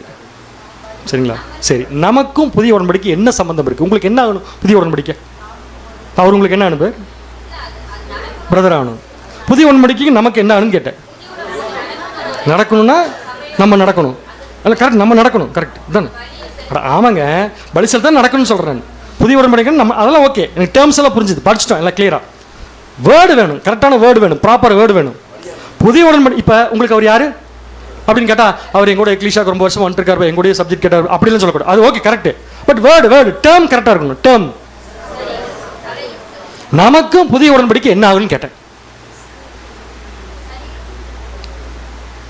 சம்மந்தம் இருக்கா இல்லையா? இருக்கு. அப்போ என்ன ஆகணும்? இருக்குன்னு கரெக்டாக வருது பேர், ஆனால் என்ன சம்மந்தம்னு வர மாட்டேங்குது பேர். என்ன சம்பந்தம் என்றால் அப்போஸ்தலன் பவுல் கேட்டால் சொல்லிடுவார் கரெக்டாக. 2 கொரிந்தியர் 3ஆம் அதிகாரம் 6ஆம் வசனம். இவ்வளவுதானு சொல்லக்கூடாது, அப்புறம் படிச்சுட்டு 2 கொரிந்தியர் 3ஆம் அதிகாரம் 6ஆம் வசனம். புது உடன்படிக்கையின் ஊழியக்காரராய் இருக்கும். ஒரு நிமிஷம் எல்லாரும் பாருங்க, இதை தான் கேட்டேன். நமக்கு புது உடன்படிக்கை என்ன ஆகணும்? உடன்படிக்கை ஊழியக்காரர் இல்ல, நாம புது உடன்படிக்கையின் ஊழியக்காரர். ஏன் நமக்கு அந்த பேரு? அந்த புதிய உடன்படிக்கை எஸ்டாப்ளிஷ் ஆகணும்னா யார் வேலை செய்யணும்? நம்மளும் வேலை செய்யணும். அதனால நமக்கு என்ன பேரு? புதிய உடன்படிக்கையின் ஊழியக்காரராக இருக்கும்படிக்கு அவரே எங்களை தகுதியுள்ளவராக்கினார். அந்த உடன்படிக்கை எழுத்திற்குரியதாயிராமல் ஆவிக்குரியதா இருக்கிறது. எழுத்து கொள்ளுகிறது, ஆவியை உயிர்ப்பிக்கிறது. எழுத்து கொள்ளுது, ஆவி உயிர்ப்பிக்குது. விளக்கம் கூறுங்க, டக்குன்னு பார்க்கலாம். சப்ஜெக்ட் எப்படி அண்டர்ஸ்டாண்ட் பண்ணி பார்க்கலாம். எழுத்து கொள்ளுது, ஆவி உயிர்ப்பிக்குது. கரெக்டா சொல்லுங்க எனக்கு. பழைய உடன்படிக்கை எழுத்து கொன்றுச்சு, புதிய உடன்படிக்கை பரிசுத்தாவின் மூலம் கிடைக்கிறது, உயிர்ப்பிக்குது. திங்க் பண்ணுங்க பிரதர், பைபிள்ல இந்த விளக்கம் பார்க்காம இந்த வசனத்துக்கு விளக்கம் தெரியுமா? இப்ப வேணுமா வேண்டாம்? 7ஆம் சபையினுடைய ரைட்டிங்ஸ். அடுத்தது இப்ப நம்ம படிச்சது அவர் எழுதியிருக்காரு, அதை போடுற பாருங்க, வாசிங்க. பின்பு தேவன் நம்மை புது உடன்படிக்கையின் ஊழியக்காரர் ஆக்கி இருக்கிறார் என்று பரிசுத்த பவுல் கூறுகிறார். இப்படியாக நாம் அதற்கான முன்னேற்பாடுகளை செய்ய வேண்டியவர்களா இருக்கிறோம். அந்த புதிய உடன்படிக்கைக்கு இப்ப நம்ம என்ன செய்யணுமாமா? முன்னேற்ப இப்போ போகிறோம்ல, மீட்டிங் முடிச்சு போக இல்லையா? போகும்போது யாரோ ஒருத்தர், உலக ஜனங்கள் யாரோ ஒருத்தர் கஷ்டமாக ட்ரெஸ்ஸு கூட சரியா எல்லாமே யாரோ பிச்சை எடுத்துகிட்டு இருந்தா நீங்கள் என்ன பண்ணணும்? அவங்கள பார்த்து ட்ரெஸ்ஸை கழட்டி கொடுங்க. யோபில் அப்படி தான் பார்க்குறோம். ட்ரெஸ் இல்லாதவனுக்கு என்ன கொடுத்துருங்க? நீங்கள் ட்ரெஸ்ஸை கொடுத்துருங்க. காசு இல்லாதவனுக்கு என்ன கொடுத்துருங்க? காசை கொடுத்துருங்க. கொடுத்து நீங்கள் பாட்டுக்கு வழக்கமாக உங்கள் வேலையை பார்த்துட்டே இருங்க. நம்ம காசு பணத்தை கொடுத்துட்டு நம்ம வேலையை பார்த்தோம்னா அவன் கடைசி வரைக்கும் பிச்சை தான் எடுப்பான். அதுக்காக நாம் சொல்ல விஷயம்னா, அவனுக்கு கொடுக்கும்போது அவன் கண்ணை மட்டும் பாருங்கள் நிமிஷம். அவங்க கண்ணை பாருங்க. அவங்களும் நம்மளை மாதிரி மனுஷன் தானே. இன்னைக்கு ஏன் அவங்க இவ்வளோ கஷ்டப்பட்டுருக்காங்கன்னு ஒரே ஒரு காரணம் தெரியுமா? வேலைக்காரன் ஒழுங்காக வேலை செய்யறதில்ல. யார் அந்த வேலைக்காரன்? நம்ம தான் சொல்றதுக்கு மட்டும் முதல்ல வந்துடுது வாய். ஆனால் வேலை செய்யறமான்னு கேட்டா நம்ம ஒவ்வொருத்தருடைய மனசாட்சிப்படி பதில் சொல்லிக்க வேண்டியதுதான். நம்ம செய்யற வேலை நமக்கு தான் தெரியும் என்னென்ன பண்றோன்ட்டு. அடுத்தது, மேலான பலிகள் இல்லை என்றால் புது உடன்படிக்கைக்கான அடிப்படையே இருந்திருக்கு. என்ன புது டேர்ம் வருது, மேன்மையான பலின்ட்டு? அது என்னதுங்க? கொஞ்ச நேரத்துக்கு முன்னாடி ஒரு ½ அன் அவருக்கு முன்னாடி நான் சைடில் போட்டப்ப முந்திட்டு பலி சொன்னீங்க. மேன்மையான பலி என்னன்னா, அந்த பழைய உடன்படிக்கை புதிய ஒரு கம்பேரிசன் போட்டோமா, இது ப்ளூ கலர்ல, இது ப்ளூ கலர்ல, கீழே ஒரு ஏரோ மார்க் பச்சை கலர்ல போட்டோம்னா அதெல்லாம் நல்ல ஞாபகம் இருக்கு. இதுக்கு என்ன வித்தியாசம்? இது ஒன்ஸ் இன் இயர், இது ஒன்லி ஒன்ஸ். அடுத்து கீழே இது அனிமல் சாக்ரிஃபைஸ், இது என்னது? அதான் சொல்லியிருக்காருங்க. மேன்மையான பலிகள் இல்லை என்றால் புதிய உடன்படிக்கையின் அடிப்படையே இருந்திருக்காது. தற்காலத்தில் சபையானது பெறுகிற பாடுகளானது ஆசீர்வாதமான சலுகையாக இருக்கிறது. ஏனெனில் நாம் புது உடன்படிக்கையின் ஊழியர்களாக இருக்கிறோம். அதாவது hello servants, we are all servants. நம்மள யார் பேர்? புதிய உடன்படிக்கையின் ஊழியக்காரர்கள். அதாவது அது ஆரம்பிக்கப்படும் போது எதிர்கால ஊழியத்திற்காக நாம் பயிற்சியில் இருக்கிறோம். அசல் ரைட்டிங்ஸ் என்ன சொல்லிட்டு இருக்காருன்னா, நம்ம இப்போ என்ன கிரியேட் பண்ணிருக்கோம் நம்ம லைஃப் மூலமானா, ஃபியூச்சரில் இப்போ இல்லை, ஃபியூச்சரில் இந்த ராமசாமி குப்சாமியில் வந்து எப்படி தேவனுக்கு பிரியமாக இருக்கிறது அப்படிங்கிறத இப்போ நம்ம கற்றுக் கொடுத்துருக்கோம் உங்களுக்கு. இப்போவே ராமசாமி ட்ரைனிங் கொடுத்தோம், பக்கத்து வீட்டு ராமசாமிக்கு. எப்படி வீட்டில் சண்டை போட்டு இப்போ அவனுக்கு எப்படி ட்ரைனிங் கொடுக்கணும்னா, அவங்க புதிய உடன்படிக்கையில் எப்படி இருக்கணுங்கிறத இப்போ நம்ம வாழ்ந்து காமின்னு சொல்கிறார். ஓகே, சரி, ஒரு ரசல் பேர் எழுதின ஒரு சின்ன ஒரு லைனு, இதை பற்றி படித்து முடிச்சதுக்கப்புறம் நீங்கள் விளக்கம் சொல்லுங்கள், நான் சொல்ல மாட்டேதுக்கு. புதிய உடன்படிக்கையின் ஊழியக்காரருக்கு இதை விட பெஸ்ட் டெஃபினேஷன் கொடுக்க முடியாது.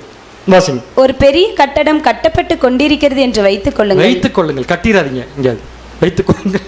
அதன் மூலம் அதில் வேலை செய்கிற அனைவரும் அதிகமான பயனை அடைகிறார்கள் என்று கூறலாம். எதிர்காலத்தில் அந்த கட்டடம் கட்டி முடிக்கப்பட்டு பயன்பாட்டில் இருக்கும்போது அவர்களுக்கு எந்த பயனும் இருக்காது. கட்டப்படும் போதுதான் பலனை அடைவார்கள். ஆகையால் இப்போது சபை வகுப்பார் புது உடன்படிக்கையுடன் இணைந்த குறிப்பிட்ட ஆசீர்வாதங்களையும் உரிமைகளையும் பெறுகிறார்கள். பிற்காலத்தில் முழு உலகமும் அதன் மூலம் மிகவும் வேறான வழியில் ஆசீர்வாதத்தை அடைவார்கள். இப்போ சிரிக்கக்கூடாது, பதில் சொல்லணும்.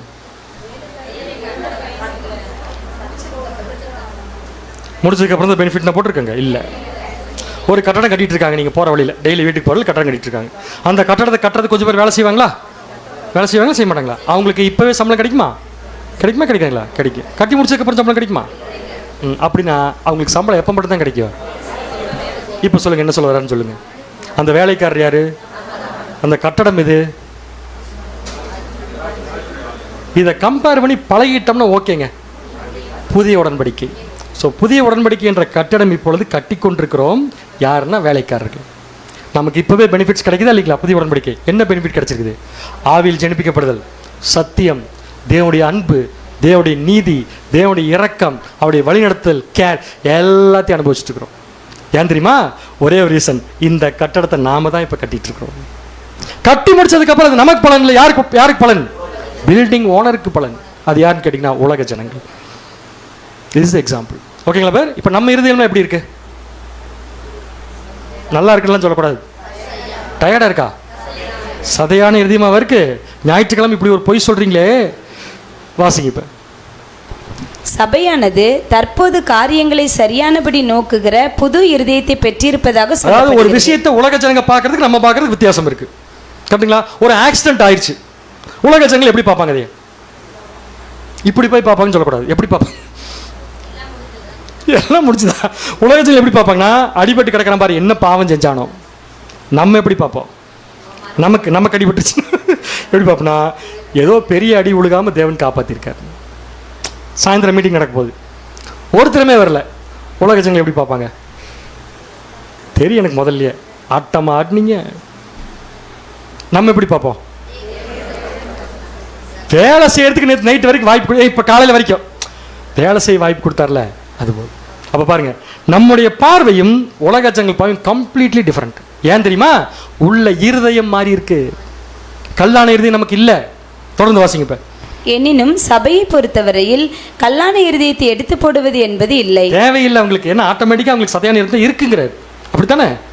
அப்படித்தானே? போய் சொல்ல மாட்டோன்னு நீங்கள் இருக்கிறது எனக்கு ரொம்ப பிடிச்சிருக்கு. தொடர்ந்து வாசிங்க. ஆனால் ஒரு புதிய சுபாவம், ஒரு புதிய இருதயம் இருக்கிறது. இது நிச்சயமாக மாம்சத்தோடு கிரியை செய்ய வேண்டியிருக்கிறது. ஏனெனில் மாம்சமானது புது சிருஷ்டியோடு கிரியை நடப்பிக்க வேண்டியதா இருக்கிறது. நம்ம நிலைமை நமக்கு தானே தெரியும். நம்ம பழைய மனுஷனை வச்சு நம்ம படுற பாடு நமக்கு தானே தெரியுங்கிறார். தேவன் பிரமாணம் புது சிருஷ்டியின் பலவந்தத்தின் கீழாக மாம்சத்தில் அங்கீகரிக்கப்பட்டிருக்கிறது. எதனா நாங்கள் வேலைக்காரனா இருக்கோம். எந்த அடிப்படையிலனா, இந்த பழைய மனுஷனை வச்சுட்டு தான் தேவன் நம்மளை ஊழியக்காரர் இருக்க சொல்லியிருக்காரு. அதை நம்ம அக்செப்ட் பண்ணி என்ன பண்ணிருக்கோம்னா ஊழியக்காரராக இருக்கிறோம். சரிங்களா பார்? ஸோ இப்போ நம்ம யார்? ஊழியக்காரன் சொல்லக்கூடாது. எதுக்கு ஊழியக்காரர்? புதிய உடன்படிக்கை எஸ்டாப்ளிஷ் ஆகிறதுக்கு நாம் என்ன பண்ணணும்? வாரம் ஞாயிற்றுக்கிழமை சர்ச்சுக்கு வந்துட்டு, கண்ணை திறந்துட்டேன், எனக்கு பயமாக இருக்குது. வாரம் எக்லிஷாக்கு வந்துட்டு நல்லா படிச்சுட்டு போயிட்டு எல்லா உலக ஜனங்களையும் பழகிட்டு எல்லாத்தையும் பண்ணிட்டு வீட்லேயும் பூரா சத்தியத்துக்கு புறம்பாக நடந்துட்டு அவங்கள பழகிட்டு ஞாயிற்றுக்கிழமை வந்து உட்காந்துட்டு நம்ம இருக்கிறதுனால புதிய உடன்படிக்கையின் ஊழியக்காரராக இருக்க முடியுமா? ஏன் முடியாது? ஒரு சொட்டு ரத்தம் கூட சிந்தாமல் எப்படிங்க பிரதர் பிரதான ஆசாரின் கையில் நம்ம ரத்தம் போகும்? இயேசுக்குரிய கான்ஃபிடென்ட்டே நம்முடைய ரத்தம் தான். ஸோ நமக்காக அவர் சிந்திருக்கார். இப்போ அவர் எதிர்பார்க்கறது வெள்ளாட்டுடைய ரத்தம். இன்னும் கைக்கு ஃபுல்லாக வந்து முடியல. அது முடியுங்கிறதுக்காக தான் இப்போ நம்ம இங்கே வந்திருக்கிறோம், பண்ணிகிட்ருக்கோம். தேவன் கொடுக்குறார் வாய்ப்பு, செஞ்சிட்ருக்குறோம். ஆனால் செய்கிற வரைக்கும் நமக்கு உலக ஜனங்களுக்கு எதில் வித்தியாசத்தை காமிக்கிறது? அவர் கிளியராக சொல்லிட்டார், நீங்கள் பார்க்குற பார்வையை டோட்டலாக மாற்றிருக்கிட்டார். அவங்க அப்படி தான் பார்ப்பாங்க. ஏன்னா உலக ஜனங்களை பொறுத்தவரைக்கும் மாம்சம் மாம்சம் மாம்சம் மாம்சம். அவங்க பார்வை மாம்சத்தில் தான் இருக்கும். நம்முடைய பார்வை மாம்சத்தை கொல்றதில் இருக்கிறதுனால நம்முடைய பார்வை பூரா ஃபியூச்சரில் இருக்கும், எதிர்கால வாழ்க்கையில் இருக்கும். முதலாவது தேவனுடைய ராஜ்யத்தையும் அவருடைய நீதியும் தேடி. பையன் படிப்பு, கல்யாணம், குழந்தைகள் எப்படி வளர்த்துறது, அதில் எப்படி அவங்க சிறப்பாக வளர்த்துவது, சிறப்பாக நம்ம வளர்த்து நினச்சாலும் அவங்க சிறப்பாக வளர்வது நம்ம கையில் இல்லை. உண்மைதான பேர்? அப்போ எல்லாருமே நியூ கிரியேஷன். ஒவ்வொருத்தரும் இண்டிவிஜுவல் லைஃப்பில், தனிப்பட்ட வாழ்க்கையில் தேவன்கிட்ட பரிசுத்தாய் வாங்கிட்டு எப்படி நடக்கணுங்கிறத இன்றைக்கி முடிவு பண்ணி அதில் நடக்க ஆரம்பிக்கிறோம். பார்த்தீங்களா, அதில் பாடுகள் வருது பார்த்தீங்களா, அதில் ஜெயிக்கிறோம் பார்த்தீங்களா, அதான் ரத்தம் சிந்துறது. அந்த ரத்தம் இல்லாமல் இந்த வெள்ளாடு பலியாகாது. இல்லாட்டி ஆடா பலியாயிரும், அந்த பலி ஆசரிப்பு கூடாரத்துக்குள்ள வராது. வாசிங்க.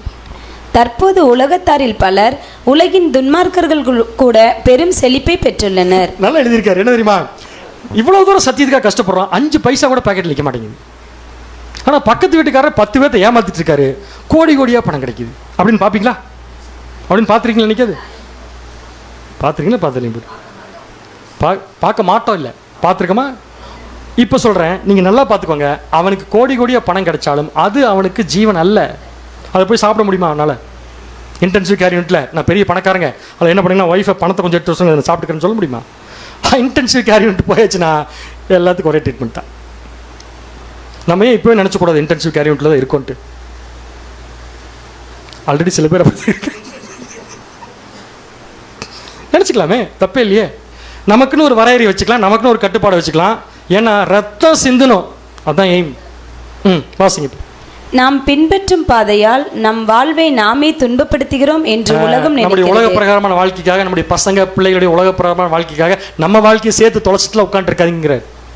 ஆனால் நாம் அப்படி செய்வதில்லை, மாறாக நாம் இன்பமாக இருக்கிறோம், நல்ல நேரம் போய்கொண்டிருக்கிறது. நம்ம இன்பமாக இருக்கோம், இன்பமாக இருக்கோம், இன்பமாக இருக்கோம். சரி பார்க்கலாம், இன்னைக்கு செக் பண்ணிடலாம். சாயந்தரம் ஒருத்தர் கூட பப்ளிக் மீட்டிங் வரல, எப்படித்தான் இருக்கணும்? சொல்லும் போதே கண்ணில் தண்ணி. என் மாதிரி 1.5 லட்ச ரூபா செலவு பண்ணி விடிய விடிய எல்லாரும் உட்காந்து போஸ்டர் ஒட்டி கட்டி நோட்டீஸ் கொடுத்து ஒருத்தருமே வரலன்னா நோ ப்ராப்ளம், நோ ப்ராப்ளம். ஏன் நோ ப்ராப்ளம்?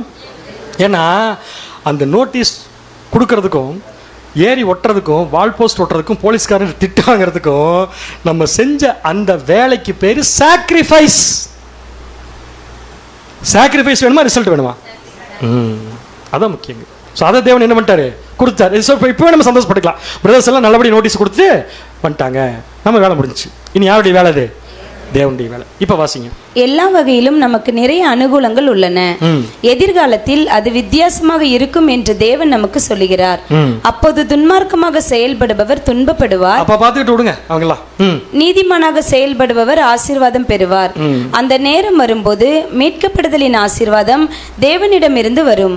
அந்த ஆசீர்வாதத்தை பெறுவதற்கான ஒரே வழி மேசியாவின் ராஜ்யத்தில் புதிய காரியங்களின் ஒழுங்குடன் இசைந்து போவதே. நம்முடைய ஒரே ஒரு வேலை என்னன்னா, இப்போ தேவன் நம்ம கொடுத்துருக்கிற மிகப்பெரிய பிரமாணம் எது, அந்த பிரமாணத்துக்கு கீழ்ப்படிஞ்சா போதும். நமக்கு தேவன் கொடுத்துருக்கிற பிரமாணத்துக்கு கீழ்ப்படிஞ்சா, அல்லது தேவன் நம்ம கொடுத்துருக்கிற உடன்படிக்கைக்கு நம்ம கீழ்ப்படிஞ்சோம்னா ஆட்டோமேட்டிக்காக வெள்ளாட்டுடைய பலி பிரதான ஆசாரியன் கைக்கு போயிடும். இப்போ தேவன் நம்ம கொடுத்துருக்கிற உடன்படிக்கைக்கு பேர் என்ன? பலியின் உடன்படிக்கை. பேர்லேயே என்ன இருக்குது பாருங்க, பேர்லேயே என்ன இருக்குது? அது ஒரு வலியும் இருக்குது, ஆனால் ஒரு சந்தோஷம் இருக்குது. ஏன் தெரியுமா?